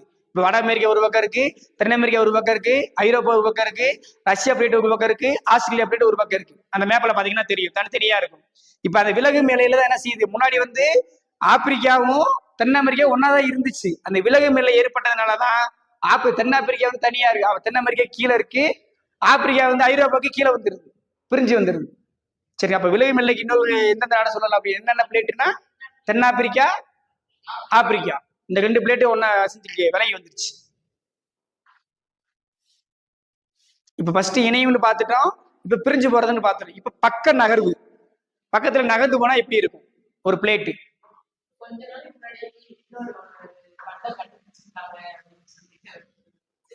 கண்டமே கண்டுபிடிச்சிருக்காங்களா மேம்? என்னன்னு தெரியல. ஆனா இப்ப சமீபத்துல ஒரு நியூஸ் வந்திருக்கு. என்னன்னா பூமியோடைய அச்சு சிலல் வந்து 8 சென்டிமீட்டர் சாஞ்சிருச்சுன்னு சொல்றாங்க. என்னங்க மேடம்? 23 டிகிரி படிச்சோம் இல்லையா? அதுல வந்து இப்ப 8 டிகிரி சென்டிமீட்டர் சாய்வு நிலைக்கு போயிருச்சுன்னு சொல்றாங்க. என்ன காரணம் அப்படின்னா இந்தியாவும் அமெரிக்கா காரணமும் தண்ணியை வந்து அதிகமா உறிஞ்ச ஆரம்பிச்சிட்டாங்க. அதனால வந்து அந்த பூமியோடைய அளவு வந்து சாய்வு டிகிரி போயிருச்சு அப்படின்னு சொல்லிட்டு ஒரு 2-3 டேஸ்க்கு முன்னாடி நியூஸ்ல போட்டிருக்காங்க. இப்ப எப்படின்னா இப்ப 2010 வரைக்கும் அனலைஸ் பண்ணாங்க. 2006ல இருந்து 10 வரைக்கும் அனலைஸ் பண்ணியிருக்காங்க. பண்ணிட்டு இப்ப 2016ல அனலைஸ் பண்ணாங்க. இப்ப காலையில கூட அதை பார்த்தேன் சமயம் வரும்போது. இந்த போட்டுருக்காங்க பாருங்க. அதிக அளவு நிலத்தடி நீரை எடுத்ததால் பூமி 80 சென்டிமீட்டர் 80 சென்டிமீட்டர் கிழக்கு நோக்கி சாய்ந்து விட்டதுன்னு சொல்றான். 80 சென்டிமீட்டர். இப்ப 80 சென்டிமீட்டர்னா எத்தனை வரும்? எத்தனை அடின்னு வரும் பாருங்க. 30 சென்டிமீட்டர் வந்து 1 அடி. சரிங்களா? அப்ப மிச்சம் எவ்வளவு இருக்கு? அப்ப 60 சென்டிமீட்டர்னா 2 அடி, 2.5 அடி கணக்கு, 2.25 கணக்கு. ஆமா, 2.25 அடி கணக்குன்னா வந்துருச்சு, சாஞ்சு போயிருச்சுன்னு சொல்றாங்க. இப்ப சமீபத்துல இப்ப வந்த செய்தி இது. இது என்னைக்கு வந்திருக்கு அப்படின்னா ஜூன் 20 போட்டுருக்காங்க இந்த வருஷம். இப்ப 80 சென்டிமீட்டர் அப்படின்னா 2.25 அடி கணக்கு வந்துருச்சு. 2.25 அடி சாஞ்சி போச்சு. அப்ப இது திரும்ப அடுத்த புக்கு வரும்போது என்ன செய்யும்? 23 டிகிரில இருந்து 2.25 அடி அந்த டிகிரி கால்குலேட் பண்ணுவாங்க. பண்ணி அதை மெஷர்மெண்ட் பண்ணி பட்டுவாங்க. அப்ப நம்மளுடைய சுழலுடைய வேகம் மாறும். சுழற்சியோடைய வேகம் மாறும் இல்லையா? ஏன்னா நம்மளுக்கு உருண்ட யுரேனஸ் நெப்டியூன்லாம் என்னதுன்னா உருண்டு உருண்டு போற பொருள்னு சொல்றோம். அப்ப அதனுடைய வேகம் வேற மாதிரி இருக்குது. அப்ப நம்ம டீரியனுடைய தன்மை சாய சாய அதனுடைய வேகமும் மாறும். நேரில் சுத்துறதுக்கும் கிராஸா போய் சுத்துறதுக்கு வித்தியாசம் இருக்கு. சூறாவளி பார்த்துருப்பீங்க. சூறாவளி ஒரு இடத்துல எவ்வளவு ஸ்பீடா சுத்தும், சாய்வா இருக்கும்போது எப்படி சுத்தும் அப்படின்னு, அது மாதிரிதான். சரிங்களா? அடுத்து பக்க நகர்வு எல்லை. பக்க நகர்வு எல்லை.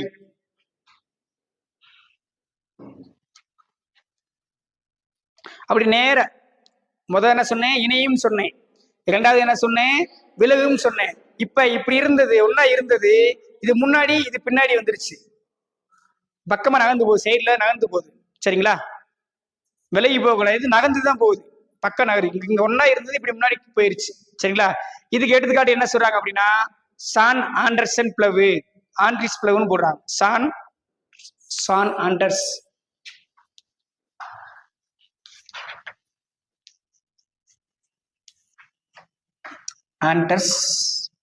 பிளவு அப்படின்னு சொல்றாங்க. இது எடுத்துக்காட்டு. சான் ஆண்டர்ஸ் பிளவு பக்க நகர்வுக்கு எடுத்துக்காட்டு. இது எங்க இருக்கு அப்படின்னா கலிபோர்னியால இருக்கு. கலிபோர்னியாவில தான் அந்த சான் ஆண்டர்ஸ் பிளவு இருக்கு.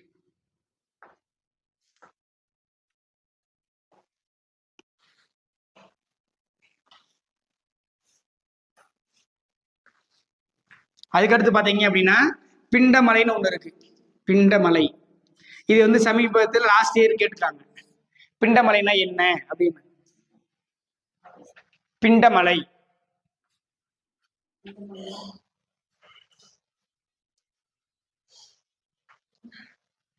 இந்த பிண்டமலைன்னா என்ன அப்படின்னா, இந்த பிளவு ஏற்படுது இல்லையா? பிளவு ஏற்படும் பொழுது இப்படி தனியா பிரிஞ்சு போகும்போது கீழே இருக்கிற நிலப்பகுதி, அந்த ரெண்டு பிளவுக்கு இடையில கீழே இருக்கிற நிலப்பகுதி மேல் நோக்கி தள்ளப்படும் பொழுது பிண்டமலையா உருவாகுது. ஒண்ணு இல்லை, நம்ம தண்ணிக்குள்ள கையை வச்சு அடிக்கிறோம்.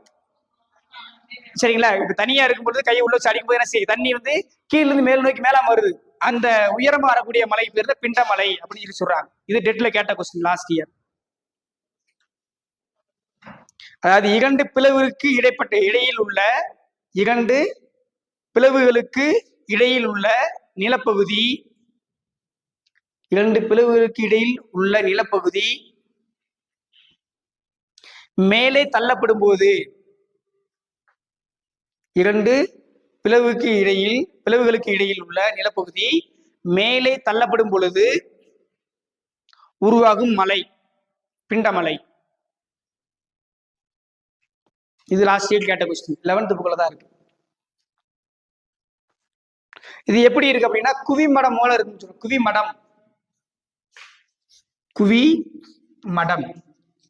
குவிமடம் மாதிரி இருக்குமா அந்த மலை, அதனால அதுக்கு பேர் பிண்டமலை அப்படின்னு சொல்லி சொல்றாங்க. ரெண்டு நிலப்பரப்பு இருக்கு. ரெண்டு நிலப்பரப்பு இடையில இருந்து நிலப்பரப்பு கீழிருந்து மேல் நோக்கி உந்தப்பட்ட பகுதி பிண்டமலைன்னு சொல்றோம். அதை எப்படி சொல்லலாம்னா குவிமடம்னு சொல்லலாம். குவிமடம்.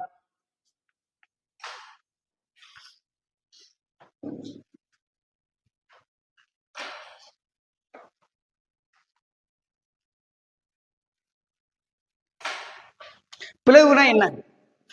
பிளவு அது எப்படி பிரியும்?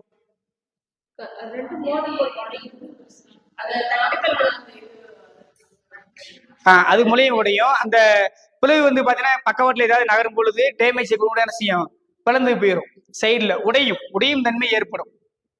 இப்ப அந்த பிளேட்டு முழுசா இருந்து நகர்ந்து போறது வேற, அந்த பிளேட்டு கண்டா உடஞ்சு போறது வேற.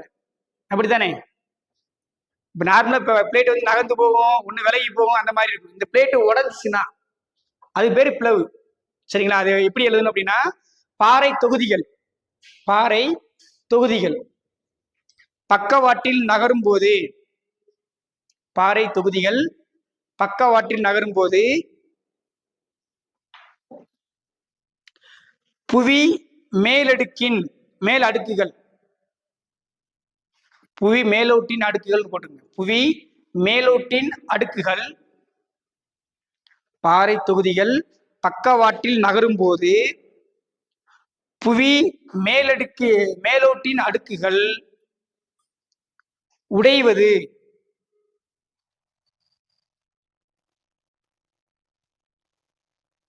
சரிங்களா? அதுதான் அது பிளவுன்னு சொல்றாங்க. அது எப்ப ஏற்படும் அப்படின்னா அழுத்தத்தினால ஏற்படும். அழுத்தம் புவியினுடைய அழுத்தத்தின் காரணமாக என்ன செய்யாது ஏற்படும்னு சொல்றாங்க.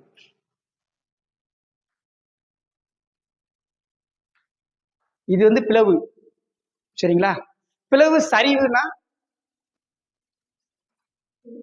இப்ப ஒரு நிலை இருக்குது, இந்த நிலை இருக்குது. சரிங்களா? இது ஒரு நிலப்பகுதி. இந்த நிலப்பகுதி வந்து என்ன செய்யுதுன்னா செங்குத்தா சரிஞ்சு போயிருச்சுன்னா, இப்ப 2 பிரிவா பிரியுது. இந்த நிலப்பகுதி என்ன செய்யுது அப்படின்னா இப்படி செங்குத்தா சரிஞ்சு போயிருச்சுன்னா இதுக்கு பேரு வந்து பிளவு சரிவுன்னு சொல்றாங்க.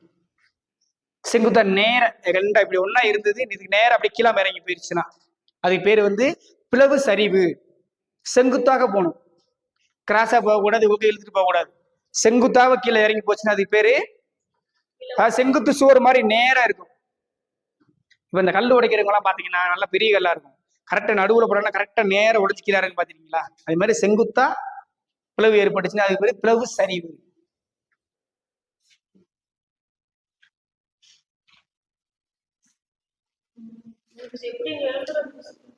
அதான் மேம் பிளவு சரிவுன்னு ஹெட்டிங் போட்டுங்க. அதுல வந்து கீழே வந்து செங்குத்து சுவர் போன்று சரிவதுன்னு போட்டுங்க. செங்குத்து சுவர் போன்று சரிவது, நேரம் அப்படியே சரிகிறது. இது எல்லாமே 11th புக்ல தான் இருக்கு. ஒரு கொஸ்டின் அதுல கேட்டதுனால அதுல இருக்கிற பாயிண்ட் ஃபுல்லா தூக்கி கொண்டு வந்தாச்சு. ஏன்னா அடுத்து அந்த டாபிக் தான். ஆனா 9th புக்ல 3 ஹெட்டிங் தான் இருக்கு. நாங்க மேடம் 3 ஹெட்டிங் தானே இருக்கு 9th புக்ல, 3 ஹெட்டிங் தான் இருக்கு. ஆனா 11th புக்ல பாத்தீங்க அப்படின்னா எத்தனை ஹெட்டிங் இருக்கு அப்படின்னா 4, 5, 6, 7, 8 ஹெட்டிங் இருக்கு. அந்த அறிவு இல்லை நம்மளுக்கு லோயர் கிளாஸ் 3 தான் கொடுத்துருக்காங்க. சரிங்களா? ஏன் அப்படின்னா பிண்டமலை பத்தி கேட்டிருக்காங்க. ஸோ இது போக 3 தலைப்புகள் இருக்கு. ஒண்ணு பிளவுனா என்ன, பிளவு சரிவுனா என்னன்னு சொல்லிட்டு, இன்னொன்னு என்ன அப்படின்னா நேர் பிளவு.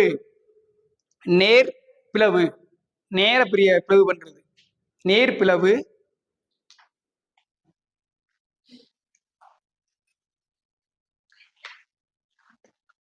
இப்ப சொன்னோம் இல்லையா அந்த பிளவு வந்து இப்படி சொன்னோம் செங்குத்தா சரின்னு சொன்னோம் இல்லையா, இதே தான் நேர பிளந்து போறது, ஸ்பேஸோட வரும், ஸ்பேஸ் இருக்கும், நேர் பிளவு. சரிங்களா? இப்ப நேர பிளந்துருச்சுன்னா 2 கேடல என்ன இருக்கு, பள்ளம் இருக்கு. அதுக்கு பேர் வந்து நேர் நேர் பிரிவிடை பள்ளம். நேர் பிரிவிடை பள்ளம், நேர் பிரிவிடை பள்ளம்.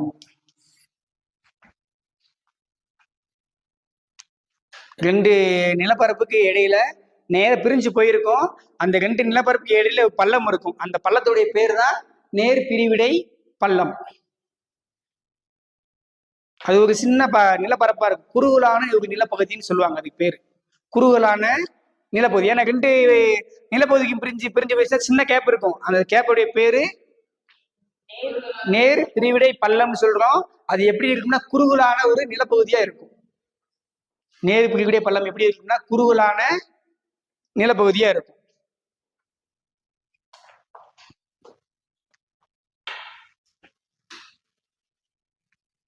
இந்த புவி தட்டுகள் எல்லாமே நகர்றது எல்லாமே என்ன காரணம்னா புவியினுடைய இழுவிசை தான். அழுத்தம் எல்லா தட்டுகளுமே தான், ஒவ்வொரு பிளேட் நகர்ந்து போறது எல்லாமே காரணம் என்னன்னா அழுத்தம், இழுவிசை. இது 2 மையமா வச்சுதான் எல்லா பிளேட் நகர்ந்து போறது, உடையிறது, விலகி போறது, செங்குத்தா போறது, இது எல்லாமே அதான் காரணம்.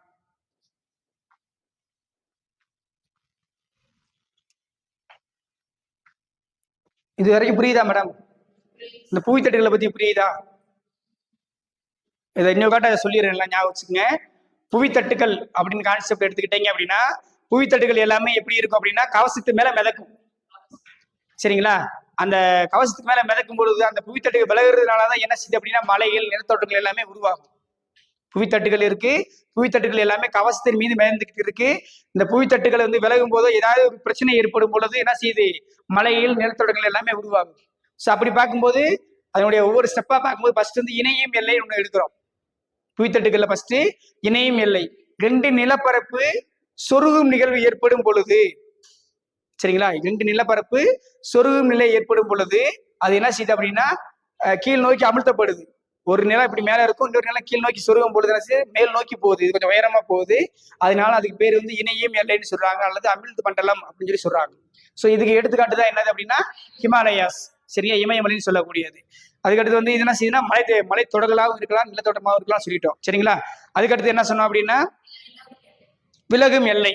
இதுக்கு எடுத்துக்காட்டு என்ன சொல்லியிருக்கோம், அட்லாண்டிக் ரிச் அப்படின்னு சொல்லியாச்சு, சரிங்களா. இது என்ன செய்ய அப்படின்னா ஒன்றே விட்டு ஒன்று விலகி போறது, இப்படி ஒன்னா இல்லாம தனித்தனியா பிரிஞ்சு போறது. அப்படி பிரிஞ்சு போறது ரெண்டு சொன்னோம். ஒன்னு சொன்னோம் இருந்ததுன்னா தென் அமெரிக்கா பிளேட் ஒண்ணு, ஆப்பிரிக்கா பிளேட் ஒண்ணு, ரெண்டு தனித்தனியா பிரிஞ்சு வந்தது. ஒரே பிளேட்டா இருந்தா பிரிஞ்சு வந்துருச்சு. அதுக்கடுத்து என்ன சொன்னோம்னா பக்க நகர்வு, சரிங்களா. இது எங்க இருக்கு அப்படின்னா கலிபோர்னியாவுல இந்த பிளேஸ் இருக்கு, சான் ஆண்ட்ரஸ் பிளவு, சரிங்களா. சான் ஆண்ட்ரஸ் பிளவு எங்க இருக்குன்னு கேட்டாங்கன்னா கலிபோர்னியா, சரிங்களா. அதுக்கடுத்து பாத்தீங்கன்னா பிண்டமலை ஒன்று சொன்னோம். பிண்டமலை என்பது என்ன அப்படின்னா இரண்டு நிலப்பரப்புக்கு இடையில கீழிருந்து நிலப்பகுதி மேலுக்கு உந்தப்பட்டால் அது பிண்டமலைன்னு சொன்னோம். அதுக்கு இன்னொரு பேரு குவி மடம் அப்படின்னு சொல்லி சொன்னோம். அதுக்கடுத்து பிளவுனா என்ன, பாறை தொகுதியில் பக்கவாட்டுல வந்து நகரும் பொழுது குவி மேற்பட்டு என்ன செய்யும், அவ்வளவுதான், உடையும் தன்மை ஏற்படுது. அது காரணம் என்னன்னா அழுத்தம் ஈர்ப்பு விசை, இதெல்லாமே அதனுடைய காரணமா நம்ம சொல்லலாம். அதுக்கடுத்து பிளவு என்பது என்ன, செங்குத்தாக சரியக்கூடியதுன்னு சொன்னோம். நேர் பிளவுனா நேர பாறைகள் பிரிஞ்சு போயும், சரிங்களா. அதே மாதிரி பிரிஞ்சு போன பாறை என்ன செய்யணும், அதுக்கு இடையில ஒரு சின்ன ஸ்பேஸ் இருக்கும். அந்த ஸ்பேஸ் வந்து குறுகியலான ஒரு நிலப்பகுதியா இருந்துச்சுன்னா அதுக்கு பேர் வந்து நேர் பிரிவிடை பள்ளம் அப்படின்னு சொல்லி சொல்றோம், சரிங்களா. இது வரைக்கும் இது புரியுதுங்களா. இப்ப 3 பார்த்திருக்கோம், சரிங்களா. ஒண்ணு புவியினுடைய பாறைக்கோளம்னா என்னன்னு பார்த்தோம், புவி அமைப்புனா என்னன்னு பார்த்தோம். அதுக்கடுத்து பாறைகள் பார்த்திருக்கோம், இவ புவி செயல்பாடுகள் பார்த்திருக்கோம். அப்ப 4 பார்த்திருக்கோம். பாறைகள்னா என்னன்னு பார்த்தோம். அதுக்கடுத்து புவியினுடைய அமைப்பு பார்த்திருக்கோம். அப்போ ஒவ்வொரு பாறைகளை பத்தி தனித்தனியா பார்த்திருக்கோம். அதுக்கடுத்து புவியினுடைய செயல்பாடுகளை பத்தி பார்த்திருக்கோம், சரிங்களா. ரைட். நம்ம இந்த இந்தியா வந்து எந்த கண்டத்துல இருந்துச்சுன்னு தெரியுமா? ஃபர்ஸ்ட் நம்ம நேற்று சொன்னேன், யுரேசியா கோண்டுவானா என்ற நிலப்பகுதி 2 பெரிய நிலப்பகுதி இருந்துச்சுன்னு சொன்னோம், சரிங்களா. இப்ப முன்னாடி வந்து எங்க இருந்துச்சு அப்படின்னா கோண்டுவான நிலப்பகுதியில தான் இந்தியா இருந்துச்சு. ஆரம்ப காலத்துல கோண்டுவான நிலப்பகுதியில தான் இருந்துச்சு. அது 140 மில்லியன் ஆண்டுகள் கழிச்சு முன்னாடி என்ன பண்ணிடுச்சுன்னா அது அங்கிருந்து பிரிஞ்சு வந்து யுரேசியா பிளேட் கூட இணைஞ்சிருச்சு, ஆசியா கூட என்ன இணைஞ்சிருச்சு. ஸோ அது வரைக்கும் எங்கதான் இருந்துச்சுன்னா கோண்டுவான பிளேஸ்ல தான் இருந்துச்சு. அந்த அது வந்து என்னன்னா புக்ல மேப் போட்டிருப்பாங்க, அந்த மேப்ல கீழே வருஷமோட போட்டிருப்பாங்க, தனித்தனியா போட்டு மென்ஷன் பண்ணி கொடுத்துருப்பாங்க ஒவ்வொரு நிலப்பகுதியும். அதுல இருக்காங்க மேம், இதுல கீழே வந்து ஒவ்வொரு கண்டம் வந்து எந்தெந்த வருஷம் எங்கெங்க இணைஞ்சிருக்கு அப்படின்னு சொல்லிட்டு நம்ம புக்ல கீழே போட்டுருக்காங்க. இதெல்லாம் நம்ம பாத்துக்கலாம், சரிங்களா. அதாவது மொத்தம் 5 மேப் கொடுத்துருக்கான், எந்த காலகட்டத்துல எப்படி எப்படிலாம் பேர் வச்சிருக்காங்க அப்படின்னு சொல்லி கொடுத்துருக்கான். சரி, அதுக்கடுத்து பாத்தீங்க அப்படின்னா இப்ப நான் சொன்னேன் இல்லையா, இமயமலை வந்து என்ன பண்ணுச்சு, ஒன்னா இணைச்சுன்னு சொல்லுவோம். அப்படி இமயமலை அப்படி உயர்மா சேர்ந்த மலை பேர் இமயமலை. இன்னொன்னு என்னது, இமயமலை வந்து மடிப்பு மலை. அதே மாதிரி இன்னொன்னு வந்து பீடபூமி ஒண்ணு இருக்கு. என்ன பீடபூமி? இமயமலைக்கு பக்கத்துல திபெத் பீடபூமி. திபெத் பீடபூமி எப்படி அந்த இது இமயமலை மூலம் உருவானதுதான், சரிங்களா. அது இமயமலை பக்கத்திலே தான். உலகிலே மிக உயரமான பீடபூமி எதுன்னா திபெத் பீடபூமி தான், சரிங்களா. சரி, புவி அதிர்வுனா என்ன கீழே எழுதிங்க. அடுத்த ஹெட்டிங் புவி அதிர்ச்சி, புவி அதிர்வு, புவி அதிர்வு. இதுதான் இப்பதான் நம்ம சுனாமிக்கு போறோம். சுனாமி எப்படி உருவாகுச்சு, எப்படி வருது அப்படின்னு பாக்குறோம். அந்த புவி அதிர்வு எந்த இடத்துல ஏற்படுதோ அதுக்கு பேரு வந்து என்ன அப்படின்னா கீழ் மையம். புவி அதிர்வு ஏற்படும் புள்ளி, அந்த மையத்துடைய பேரு வந்து கீழ் மையம் அப்படின்னு சொல்லி சொல்றாங்க. இப்ப தண்ணிக்குள்ள ஏற்படுது, சரிங்களா. தண்ணிக்குள்ள எந்த இடத்துல அந்த பிளேட்டுகள் விலையோ இல்லது இதை நகர்வு ஏற்படுதோ அந்த இடத்துக்கு பேரு கீழ் மையம். அதுக்கு நேர மேல் பகுதி, தண்ணிக்கு மேல வந்தாலோ நிலத்துக்கு மேல வந்தாலோ அதுக்கு வந்து வெளி மையம். புவி அதிர்வு உருவாகும் புள்ளி எது அப்படின்னா கீழ் மையம். புவி அதிர்வு உருவாகும் மையம் கீழ் மையம். அந்த கீழ் மையத்துக்கு நேர வரக்கூடிய நிலப்பகுதியா இருந்தாலும் சரி, தண்ணியா இருந்தாலும் சரி, அந்த புவி புவி மேலோட்டுக்கு வந்தாலே அதுக்கு பேர் வந்து மேல் மையம்.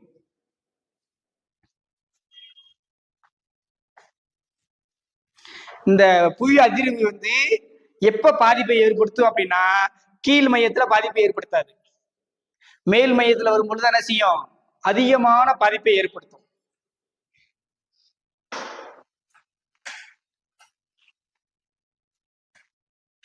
புவி அதிர்வு ஏற்படும் மையம் இதெல்லாம் கேட்கலாம்.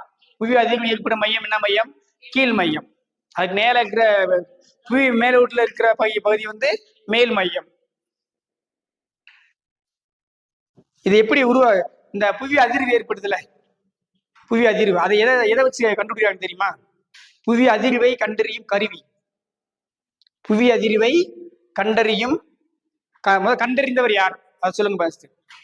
புவி அதிர்வை கண்டறிந்தவர் கருவி. புவி அதிர்வை கண்டுபிடிக்க மெஷர்மெண்ட் பண்றாங்க இல்லையா, அந்த கருவியை கண்டுபிடிச்சவர்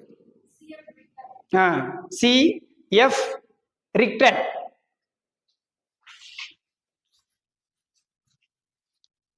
CF ரிக்டர் இவர் தான் வந்து அந்த புவி அதிர்வு மானியை வந்து கண்டுபிடிச்சவர். இந்த அதிர்வு ஏற்படுது இல்லையா, இது 3 வகையா பிரிக்கிறாங்க. அந்த அலைகளை, அந்த அதிர்வை 3 வகையா பிரிக்கிறாங்க. ஒண்ணு பி அலைகள். பி அலைகள் பி என்னன்னா பிரைமரி, அதாவது முதன்மை அலைகள். அதுக்கு பேரு முதன்மை அலைகள். அலைகளுக்கு இங்கிலீஷ் என்ன மேம் சொல்லுவோம்? வேவ்ஸ். அதான் அவங்க பீன்னு கொடுத்துருக்காங்க. Beena primary waves, secondary waves அப்படின்னு சொல்லி பிரிக்கிறாங்க. ஏன்னா ஒரு சிலதுல வந்து பீன்னு கொடுப்பாங்க, இல்லாட்டி முதன்மை அலைகள், இரண்டாம் அலைகள் அப்படின்னு சொல்லி கொடுப்பாங்க. பீனா பிரைமரி வேவ்ஸ், முதன்மை அலைகள். இந்த முதன்மை அலைகள் பார்த்தீங்க அப்படின்னா மிக வேகமாக பயணிக்கக்கூடியது. முதன்மை அலைகள் என்பது மிக வேகமாக பயணிக்கக்கூடியது. இந்த பி அலைகள் தான் வந்து ஃபர்ஸ்ட் பூமியுடைய மேல் பகுதிக்கு வந்து அடையும். புவியோடைய மேல் பகுதி, மேலூட்டியை வந்து அடையக்கூடியது. ஏன்னா இது ரொம்ப ஸ்பீடா போகும் இல்லையா, பி அலைகள் வந்து மிக வேகமாக செல்லக்கூடியது. இந்த அலைகள் வந்து என்ன செய்யுதுன்னா புவியினுடைய மேலோட்டுக்கு அதான் ஃபர்ஸ்ட் வரும், முதலில் வரக்கூடியது. இந்த பி அலைகள் பார்த்தீங்க அப்படின்னா இது மாதிரி தான். எப்படின்னா இப்ப லைட் வந்து எதெல்லாம் கிராஸ் பண்ணி போகும்?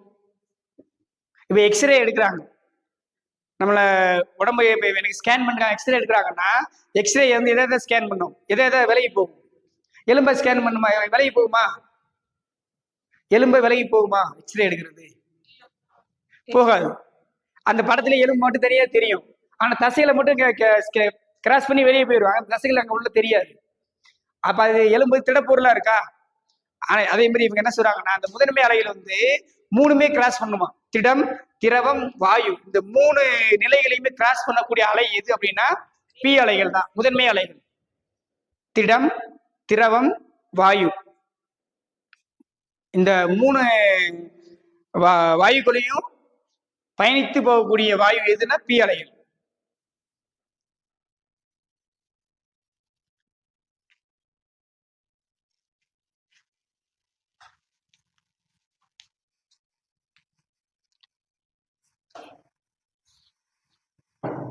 இந்த பி அலைகளுடைய வேகம் எப்படின்னா ஒரு வினாடிக்கு 5.3 கிலோமீட்டர்ல இருந்து 10.6 கிலோமீட்டர் வரைக்கும் செல்லக்கூடியது. ஒரு வினாடிக்கு 5.3 கிலோமீட்டர்ல இருந்து 10.6 கிலோமீட்டர் வரைக்கும் என்ன செய்யுமா அதனுடைய வேகம் பயணிக்கும்னு சொல்றாங்க. இதுதான் முதன்மை அலைகள். சரிங்களா? இதுல கொஸ்டின் கேட்டிருக்காங்க, மிக வேகமாக பயணிக்கக்கூடிய அலை எது? பி அலைகள். திடநிலை, திரவநிலை, வாயு நிலை 3ம் கடந்து செல்லக்கூடிய அலைகள் எது? பி அலைகள். சரிங்களா? இதனுடைய வேகம் பார்த்தீங்கன்னா வினாடிக்கு 5.3 இருந்து 10.6 கிலோமீட்டர் வரைக்கும் பயணிக்கக்கூடியது. சரிங்களா? அடுத்து இரண்டாவது ஒன்று, இரண்டாம் நிலை அலைகள், செகண்டரி வேவ்ஸ். இரண்டாம் நிலை அலைகள் சொல்லுங்க மேடம். எஸ் போட்டுங்க. எஸ் அலைகள் சொல்லலாம். பி அலைகள் வந்து முதன்மை அலைகள், அதாவது பிரைமரி செகண்டரி. அதுதான் முதல் எழுத்து எடுத்திருக்காங்க. Primary secondary. செகண்டரினா எஸ். இந்த இரண்டாம் நிலை அலைகள் பாத்தீங்கன்னா, செகண்டரி அலைகள் பாத்தீங்க அப்படின்னா, இது பேர் வந்து முறிவு அலைகள் சொல்றாங்க. முறிவு, எலும்பு ஒடிஞ்சு போச்சுன்னு சொல்றாங்க, முறிஞ்சு போச்சுன்னு சொல்றாங்க இல்லையா, அது மாதிரி முறிவு அலைகள். இதுக்கு இன்னொரு பேரு இரண்டாம் நிலை அலைகளுக்கு எப்படி சொல்லலாம் அப்படின்னா, முறிவு அலைகள் அப்படின்னு சொல்லி சொல்லலாம். இது வந்து திடப்பொருள் மட்டும்தான் போகும். இது செகண்டரி வேவ்ஸ் வந்து திடப்பொருள் மட்டும்தான் விலகி போகும். வாயுகள்லையும் போகாது, இன்னும் என்னது திரவத்திலையும் போகாது. அப்ப திடப்பொருள்ல மட்டும் பயணிக்கக்கூடிய அலை எது அப்படின்னா இரண்டாம் நிலை அலைகள் அல்லது எஸ் அலைகள்.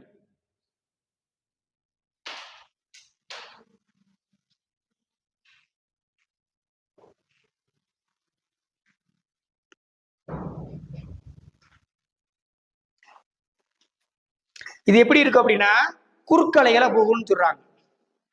எப்படி போகும்? குறுக்கலைகள் நேர போகாது. நம்ம இந்த சவுண்டு கேட்டுக்கிட்டீங்கன்னா அந்த ஸ்ப்ரிங் மாதிரி இருக்கும். சயின்ஸ்ல படிச்சுங்களோ தெரியும். தட்டி விட்டா அப்படி போகும். பாத்தீங்களா? வேவ்ஸ் மாதிரி ஸ்ப்ரிங் மாதிரி போகும். ஆனா அது போகும். அது என்ன செய்யும் அப்படின்னா, எப்படி அசைவை ஏற்படுத்தும் அப்படின்னா செங்குத்தான அசைவை ஏற்படுத்தக்கூடியது. இந்த செகண்டரி அலைகள், இரண்டாம் நிலை அலைகள் எப்படி இருக்குன்னா செங்குத்தான அசைவுகளை ஏற்படுத்தக்கூடிய அலை. செங்குத்தாக அசைவுகளை ஏற்படுத்தக்கூடிய அலை எது அப்படின்னா இரண்டாம் நிலை அலை. இதனுடைய வேகம் பார்த்தீங்க அப்படின்னா ஒரு வினாடிக்கு 1 கிலோமீட்டர்ல இருந்து 8 கிலோமீட்டர் வரைக்கும் போகுது. ஒரு வினாடிக்கு 1 to 8 கிலோமீட்டர்ஸ். ஒரு வினாடிக்கு 1 முதல் 8 கிலோமீட்டர் வரைக்கும் பயணிக்கக்கூடியது. சரிங்களா? இப்ப இதுல இன்னும் அலைகள் நிறைய இருக்கு. மெயின் அலைகள் 3 தான். சரிங்களா? அது எங்கன்னா 9th. ஆனா 11th என்ன கொடுத்துருக்காங்கன்னா மொத்தம் 5 அலைகள் கொடுத்துருக்காங்க. சரிங்களா? பிரேக் போயிட்டு வந்துட்டு அந்த பேலன்ஸ் பார்த்தோம். ஏதாவது புரியுது?